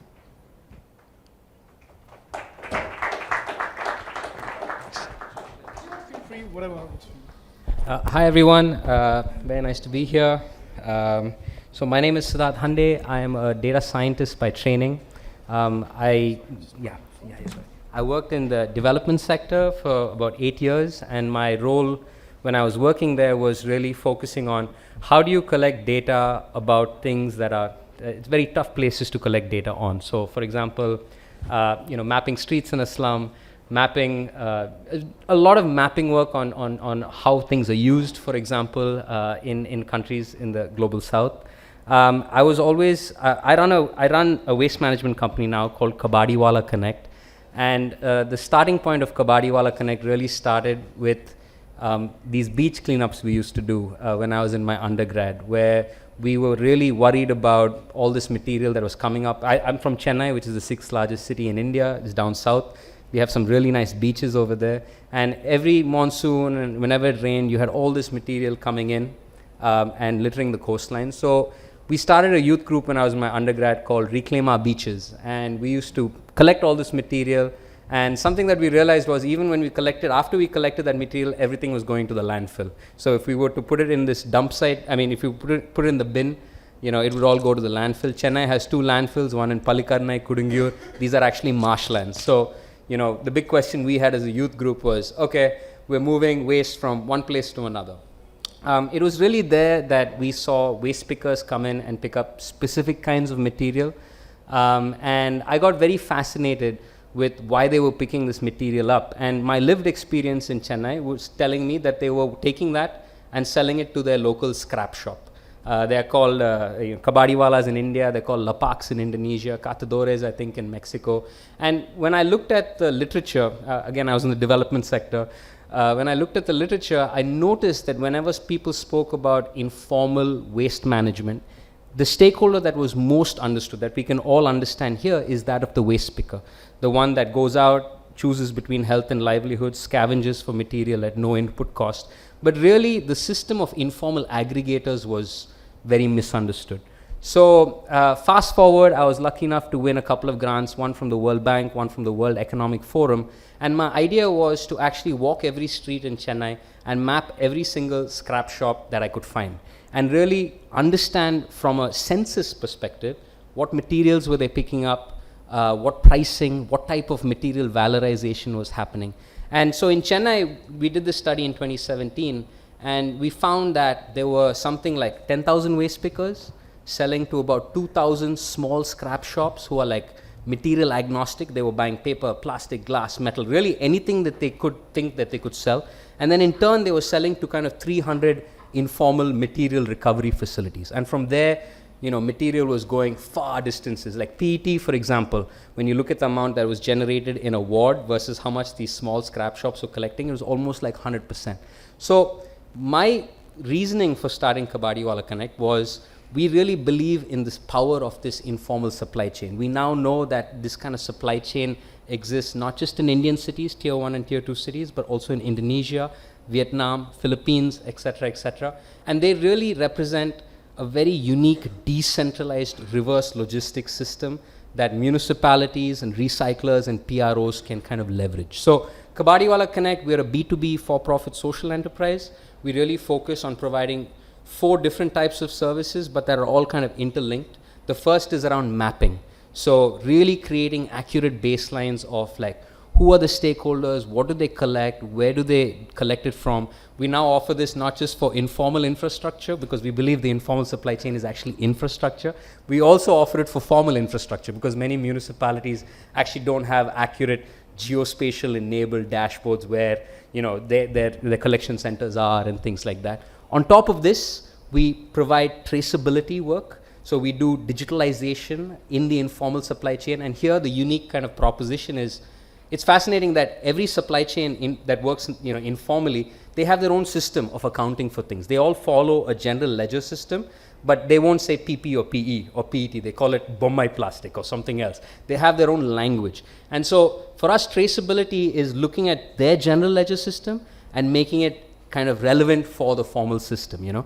On top of this, we're doing a lot of procurement guarantees. So one of our big projects this year is we're incubated by Shell Game Changer, which is like this tech incubator via Shell. They have this big mandate of recycling 1 million tons of plastic annually by 2025. So their big question for a country like India is, where am I going to get my feedstock from? I can't go to the municipality and guarantee that feedstock. We're trying to say, hey, you know, if we were to invest in the supply chain, they could be the folks that guarantee you your feedstock from a country like India, but also from Southeast Asia, from Latin America, from Africa, things like that. The fourth solution that we have is we really believe there's an issue on the cost of collection, especially from your small and medium waste generators, like your households and apartments and stuff like that. And so we actually believe that the scrap shop and their waste pickers can really kind of organize last mile waste collection. We have a pilot of this in Chennai, where for the last 3 years, a small scrap shop and their waste pickers have been organizing collection from like 600 households in the city. So we believe that that's a very interesting model that can help kind of like offer a waste picker a solution for dignified collection, but then also help the municipality save some money because you're kind of doing a decentralized model of last mile waste collection. So I'll end there. I just want to kind of maybe say that to my European colleagues over here that one thing is when you think of the informal supply chain, and GIZ has done a lot of pioneering work on this, by the way, it's not just waste pickers. And so we have found 3 major stakeholders that work in the informal recycling supply chain. Your waste pickers who pick up material, they go to a small scrap shop. These are what we call level 1 aggregators. They're material agnostic. They're really set up in neighborhoods where they can guarantee waste is being generated. And then you actually have your informal material recovery facilities. And working with this supply chain, I think, is going to be critical for us to set up circular economy strategies for cities in India. Thank you. Thank you so much, Siddharth. Amazing work there. One question. We have time for one? Alex? Yeah. Sorry. Can I get that?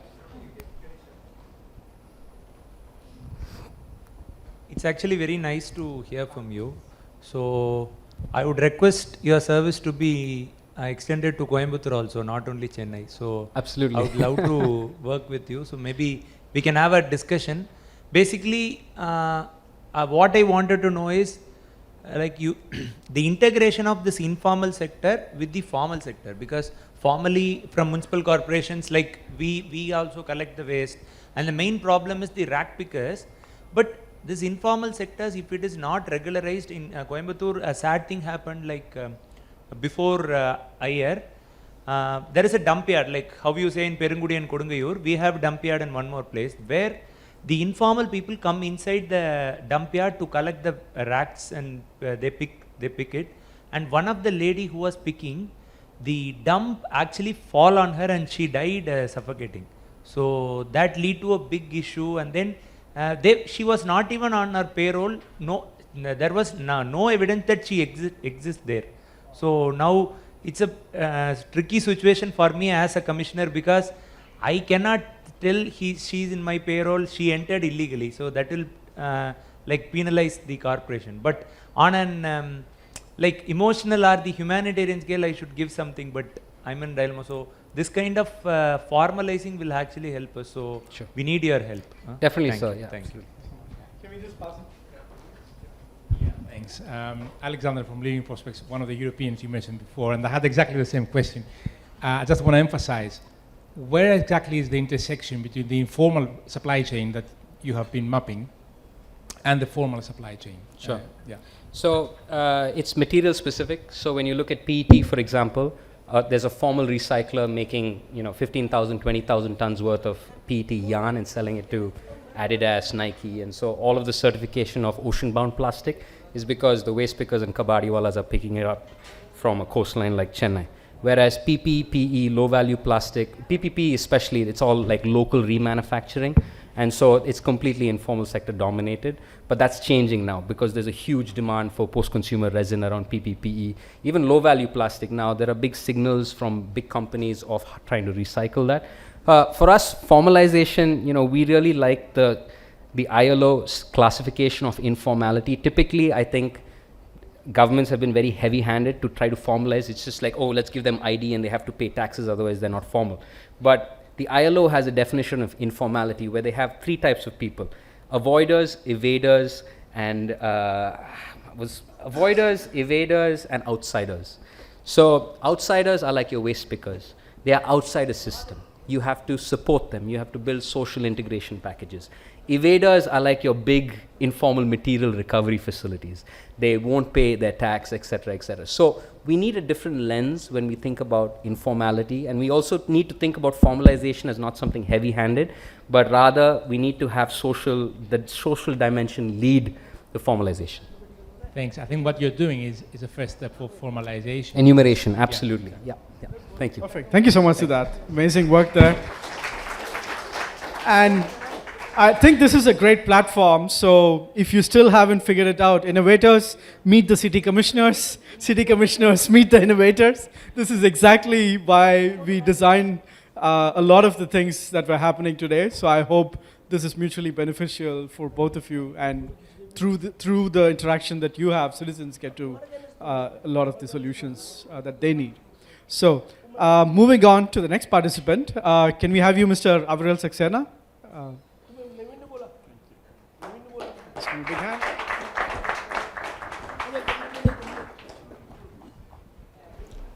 hand. Good evening, everyone. So basically, I'm working as a technical expert from GIZ in Port Blair.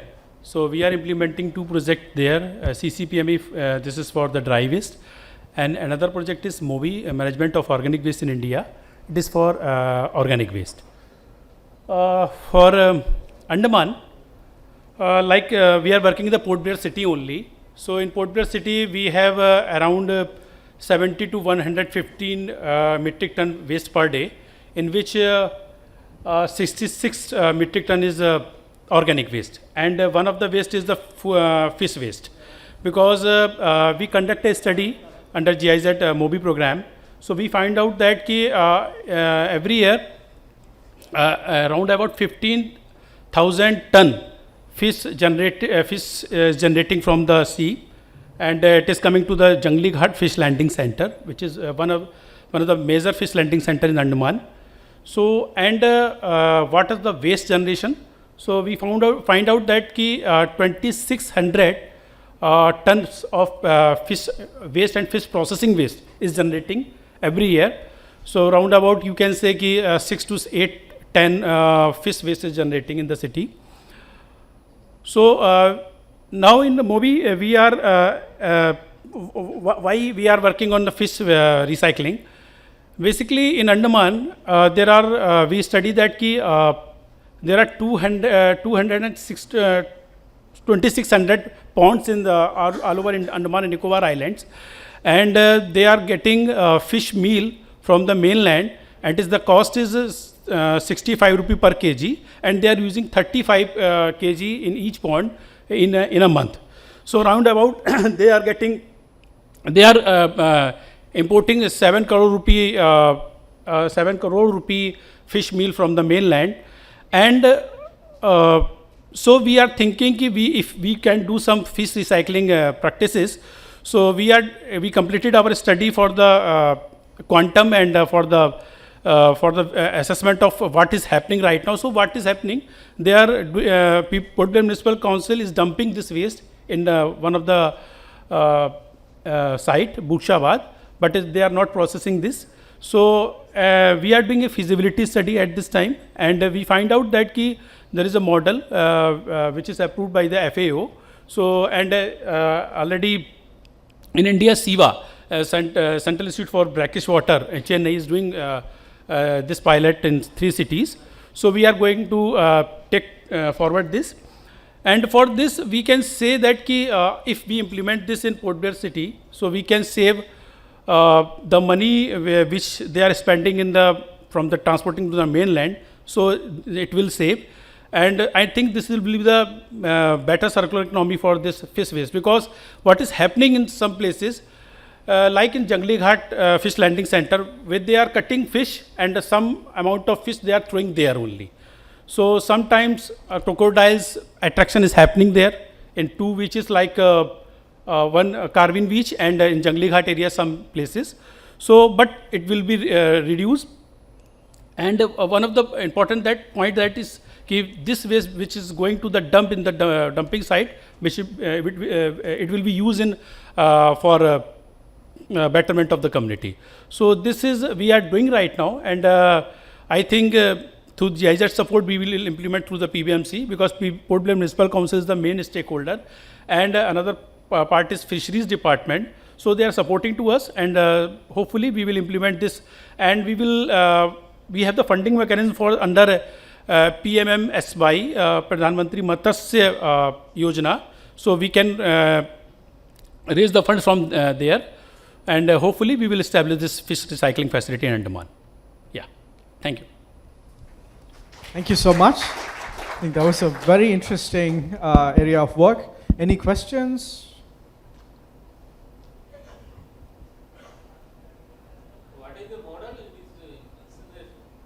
Sir, actually, we studied 4 model. One is only rinsing, mincing, and another one is only simple model. And FAO model is that there are simple technologies there. So I think investment is 5 lakh rupee, 10 lakh rupee investment is there. So simply they are mincing this, collecting this, grinding this, and adding the formic acid. And one point is that in Andaman, when we discussed this agriculture department, they demanded 300 metric ton compost from the mainland. They are importing from the mainland. And what they are not getting fulfilled for their whole Andaman Nicobar Islands, because they are having 4 lakh population, and they are basically the Diglipur part is very far away from the main Port Blair city. So we can use this, and the simple technology, FAA technology, we are proposing this technology for this fish recycling waste process. And this is approved technology, and already CEEW is doing something on this. So we are going to conduct a MOU with CEEW for this, where Port Blair Municipal Council will conduct a MOU with CEEW, and they will provide their training and technology to them, and they will provide some testing facility for this byproduct of this processing. Yeah, sir, it is different. Yeah. Because in chicken, basically, sir, like in Coimbatore, they are doing this, but in fish, basically, we are not going for this hard bone waste. So, like after adding formic acid, we can use this liquid in agriculture purpose also. So, it will fulfill agriculture department requirement. Okay, thank you so much. Super nice. So we have a broad range of ideas there. Can I invite Mr. Pradeep next from the Bosch Living Labs? I think this is also a GIZ partnership, if I'm not wrong. Please, sir. Time starts now.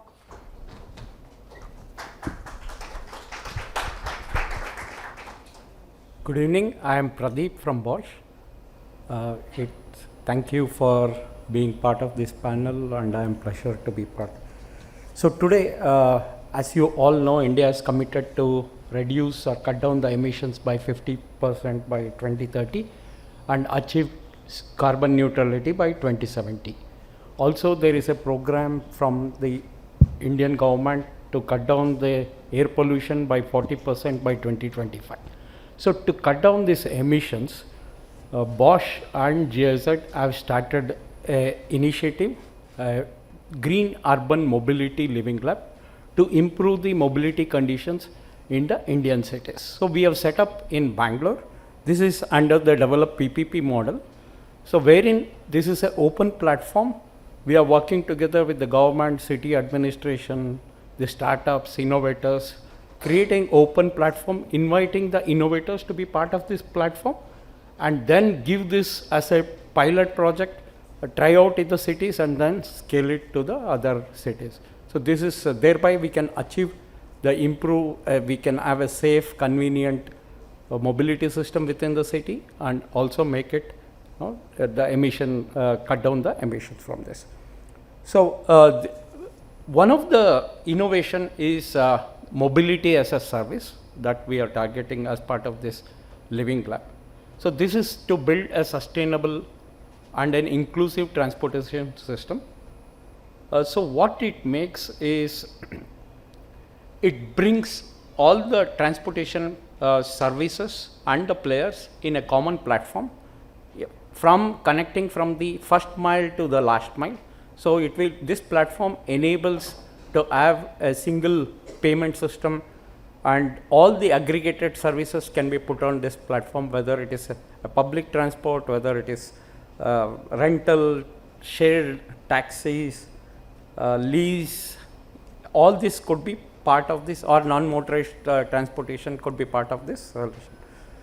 So what we want to do is, we want to bring this solution, try out in Bangalore, and also show to the city authorities the benefits from bringing such an aggregator or integrated platform, how the citizens would be benefited from this platform, and also improve the quality of life of the citizens and make it a better, safe, convenient and affordable mobility system to improve the quality of life of the users in the cities. Thank you. Thank you so much, Pradeep. Questions? Yes, Holger?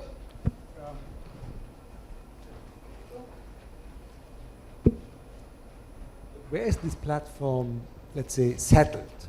Is that sort of third space between your company, Bosch, and the city council, or is it hosted by the city council, or is it sort of intermediate solutions now and further on there some other plan? So currently it is hosted on the Bosch platform, but it is open for the innovators and startups to be part of this platform. Whenever there is a new innovation to support this mobility as a service, they can come join, and once this is proven, then it can be integrated to the part of the city administration. So technically we are proving it now. Once it is technically proven in one pilot area, this could be scaled up to the city level. Are city people already involved? Yes, yes. For example, the urban land transport department in Bangalore is part of this program. Yes, they are part of this. Sounds pretty cool. Yeah, Gopal, question? Yeah, thank you. I forgot to mention the term. You said that energy mobility as a service, and actually Cassetex is energy as a service. So the asset we own at Cassetex, the batteries is our ownership, and only the swap fee is paid by the user. And really I am excited, and my co-founders are very much excited also to do a pilot of Cassetex in India. So if there is any opportunity. Yeah, so in fact for the e-vehicles, Yep. we are also looking at how do we promote the infrastructure using the green energy for the e-vehicles. So there are 10 innovations. So one of the innovations is how do we use the renewable energy for electric vehicles. Okay, thank you. I will be in touch. Yeah, yes. Sounds like a win-win situation there. Thank you. I think Thank we'll you. have to move to the last innovator there. Thank you so much, Pradeep. Another big hand. Can we have Nikita on stage from Pool?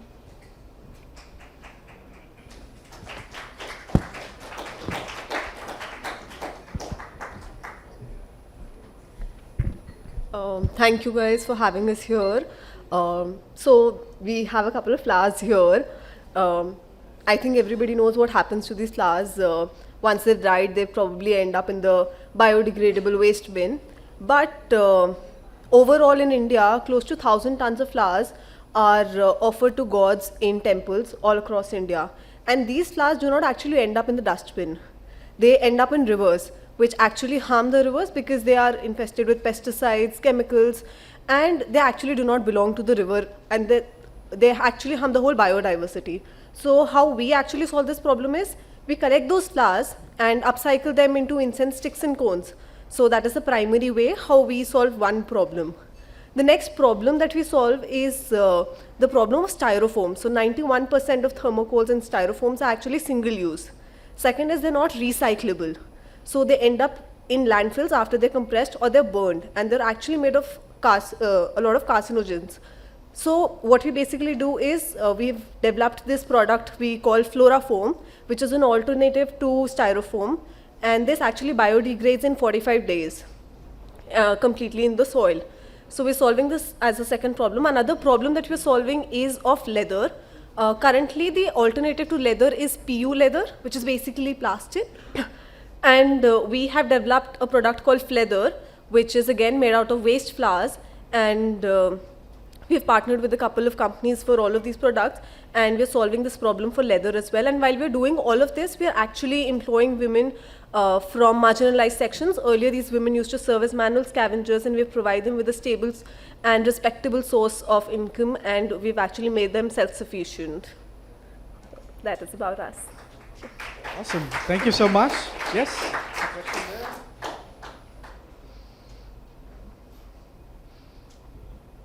See, in our non-bio waste collection system, major component is this thermocol. So now this is either landfill or unscientifically disposed. Yes. So there is any technology or any agency or kind of thing to dispose these things. I am from Trivandrum, Kerala. So this is a maintenance for managing this waste. So we do not have a technology to manage thermocol waste. We actually have an alternative to that waste. So instead of using that, companies can actually use our Flora foam for their packaging material. You have any agency in southern part of India? Not yet. Not yet. We have partnered with Havells for their. Havells. Okay. Yes. We basically provide packaging material for their fans. So the motors in their fans, we're using that for them right now. Thank you. Thank you so much. Any other questions or connections or comments? Yeah. So in Pune, they do recycle. We do recycle thermocol. So there's the manufacturer of thermocol. There's one person known as KK Nag who himself has set up a plant. So the thermocol is collected separately, and they do recycle it. They use it back to create more thermocol. Thank you. So, but yeah, I mean, that kind of scale should be there. Yeah. Can you please get the mic from there, Mr. Bandari? Yeah. In Ahmedabad, we are getting good support from people in a manner that, as you mentioned, that after worship the flowers are discarded like anything. Yeah. So we have put certain containers on the river bridges on the Sabarmati river, and appeal to the people. We have put decorated containers like that kumbh, kalash, Right. and people are now slowly getting habituated to put that. They are reaching the river bridges, but instead of throwing into the river, actually Sabarmati is only for the part of monsoon, otherwise it is Narmada. Yeah. So Narmada is considered as more sacred, so people come to that, but they are now habituated to put their flowers in the container. Right. So we are at a somewhat comfortable position to collect that flower waste. Okay. So if that problem is solved, how do you see yourself in processing those flowers in Ahmedabad? So if you have already collected those flowers, what do you do with those flowers basically? At present, it is not being utilized as the manner you have suggested. Right. So what we can actually do is we can upcycle those flowers, and we can make two byproducts directly from those flowers. One is our incense sticks and cones, and those are actually made just from the petals of the flowers. So even the other waste, the leaves, the sepals of the flowers, we can use them. We make a compost out of it.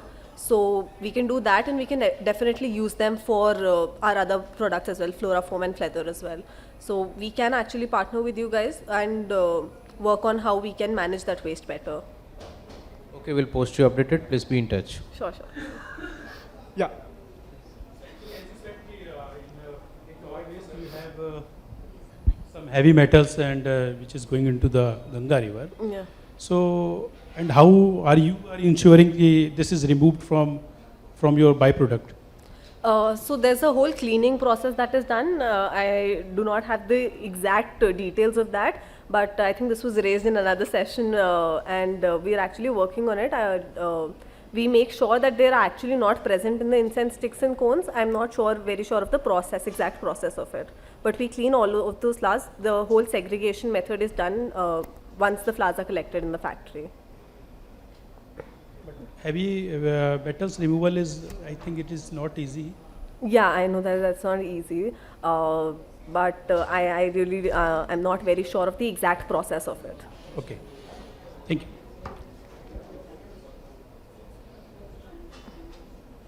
Any other questions?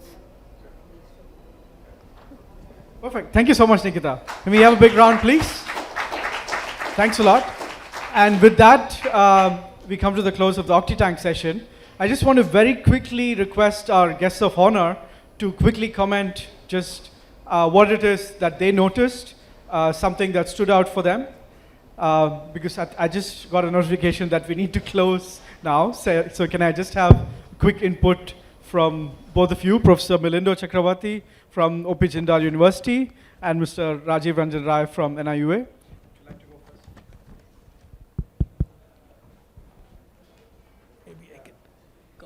Here and speak.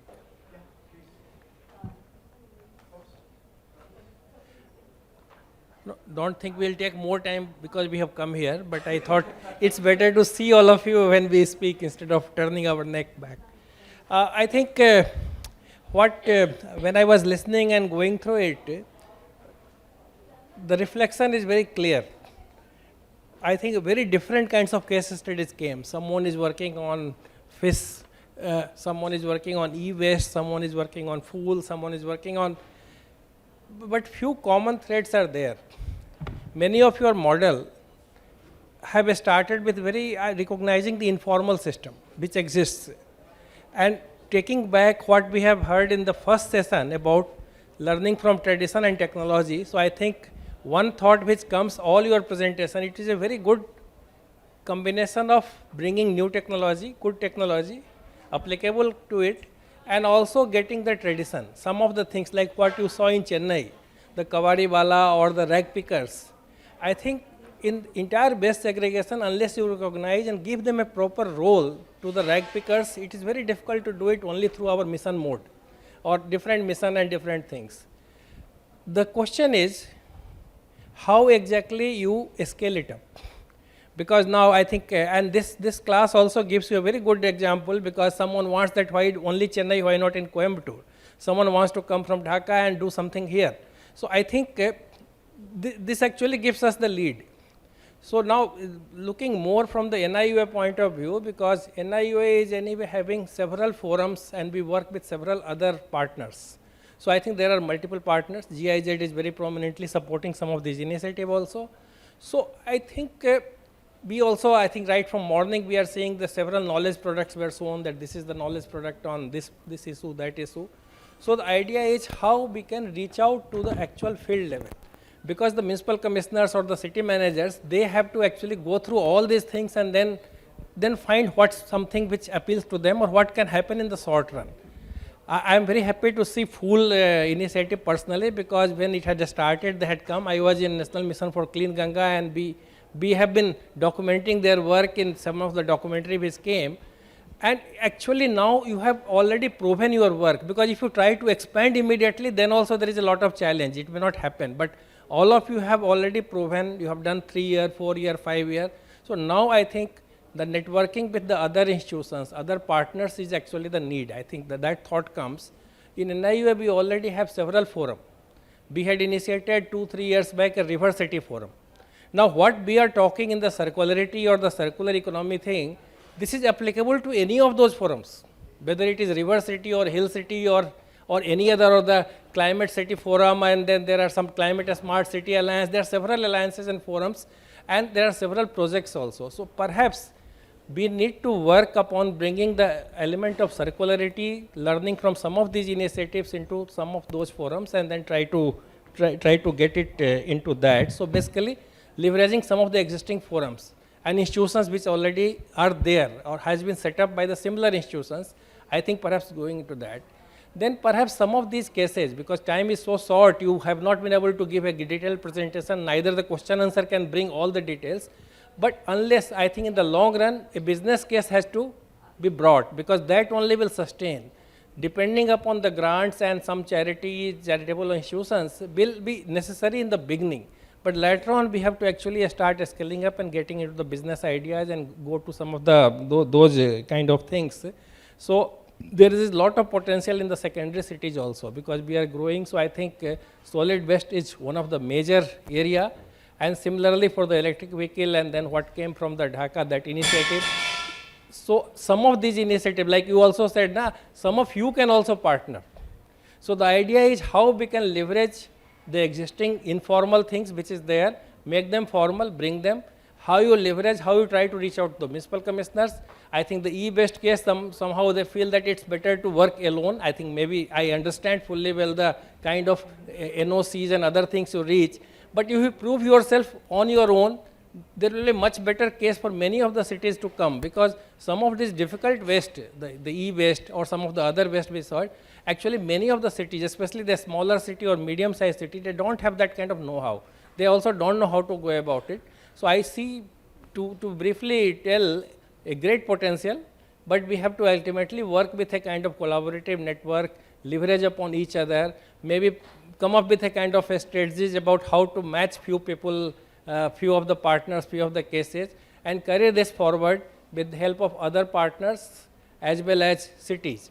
And NIUA has a lot of reach to the cities through different forum. So again, suppose the river city, we have 100 cities, I think these things cannot go to all, but we can pick up 5, 6, because you will also not be able to cater to 100 cities or 100 towns. So I think that is how it has to spread, and something which happens in Chennai or Coimbatore should go to the other states, something which is happening in Andhra goes there. So I think this kind of work or the strategy we will need to do, and then I see a lot of potential how some of these things can be leveraged and taken forward. Thank you. Thank you so much, sir. Big congratulations to all of you, all the innovators. Just a second, if you can please stay there. Can I also request Gopal, Deepali, and Siddharth to join us on stage? We have a small thank you gift for you. So we'd like to hand it over to you. So Gopal, would you like to go first, please? And can I request you to give it away, sir?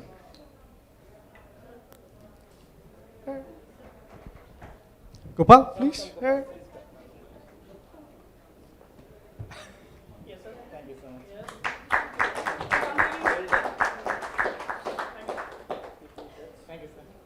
Thank you so much, Deepali.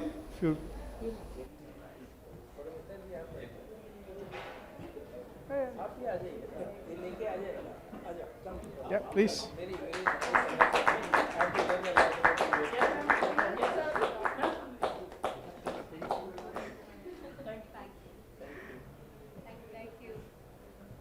And Siddharth, please.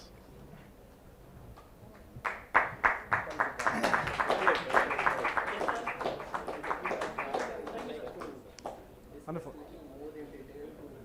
Thank you so much. So, Professor Melindo, can I request you to give your 2 cents? Well, I am a long-standing professor, so I don't want a seat to sit down and give my lecture. So, I find 2 very important points that came out from whatever I heard in these discussions today. I think the subtitle that has been given as cities as drivers, it requires a little change. I am reminded of a story when I was doing my field studies for my PhD research. The bank manager was a young manager, and he was very enthusiastic that he can help the people in the villages with the integrated rural development project programs so that they can be given some assets and they can generate incomes. And then he told me that he has a problem now. I said, what is the problem? He said, I will tell you in the evening. By the time I went to the field, and I found that everybody almost in a village of say 100 families, about 50 of them have been given cycle rickshaws to earn a living. Then I asked them, then who are the passengers? They said, we ourselves are the passengers, we do not get any income. Because we are all drivers. We don't have any passengers because every household has got 1 rickshaw. And that story struck me when I found cities as drivers. If you want to have a circular resources for our common future, and given the fact that we are suffering from a process of polycrisis, COVID, climate change, inequality increase, geopolitical tensions, lack of multilateralism among the countries, we cannot differentiate between formal and informal sector and have 2 different solutions for them. We cannot differentiate between rural and urban and have 2 different types of solutions for them. We have to think in terms of solutions that takes communities as drivers, neither cities nor the rural areas separately.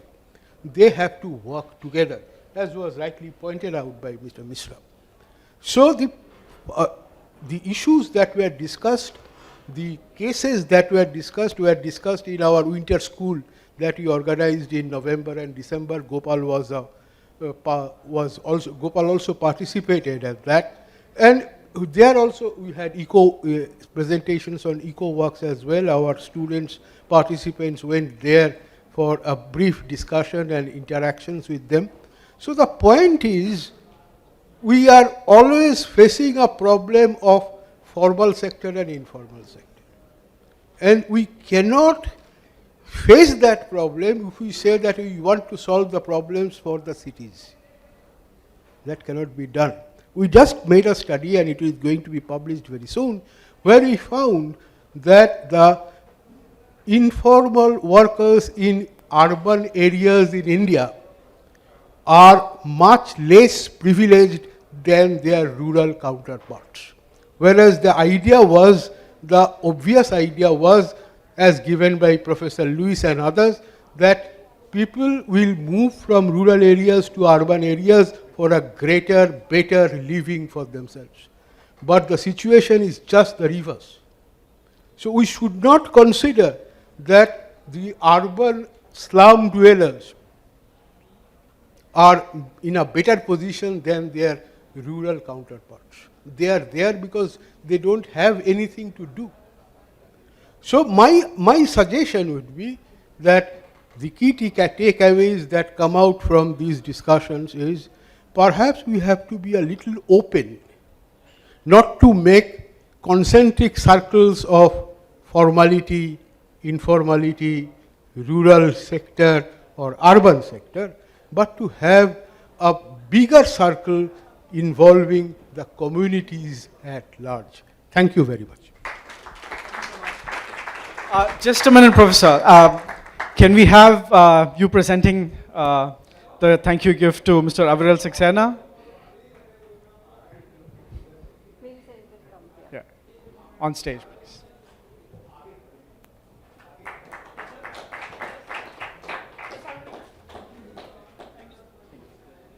Can we have Mr. Pradeep, please?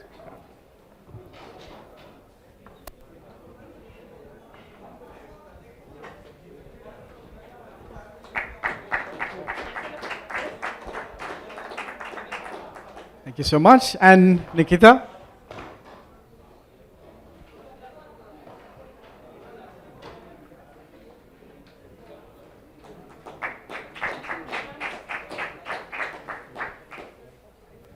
No flowers there, so hate to disappoint you. So thank you, everyone. This has been an amazing day. We're looking forward to tomorrow. We're starting at 10, where the focus is more on tools, toolkits, and frameworks.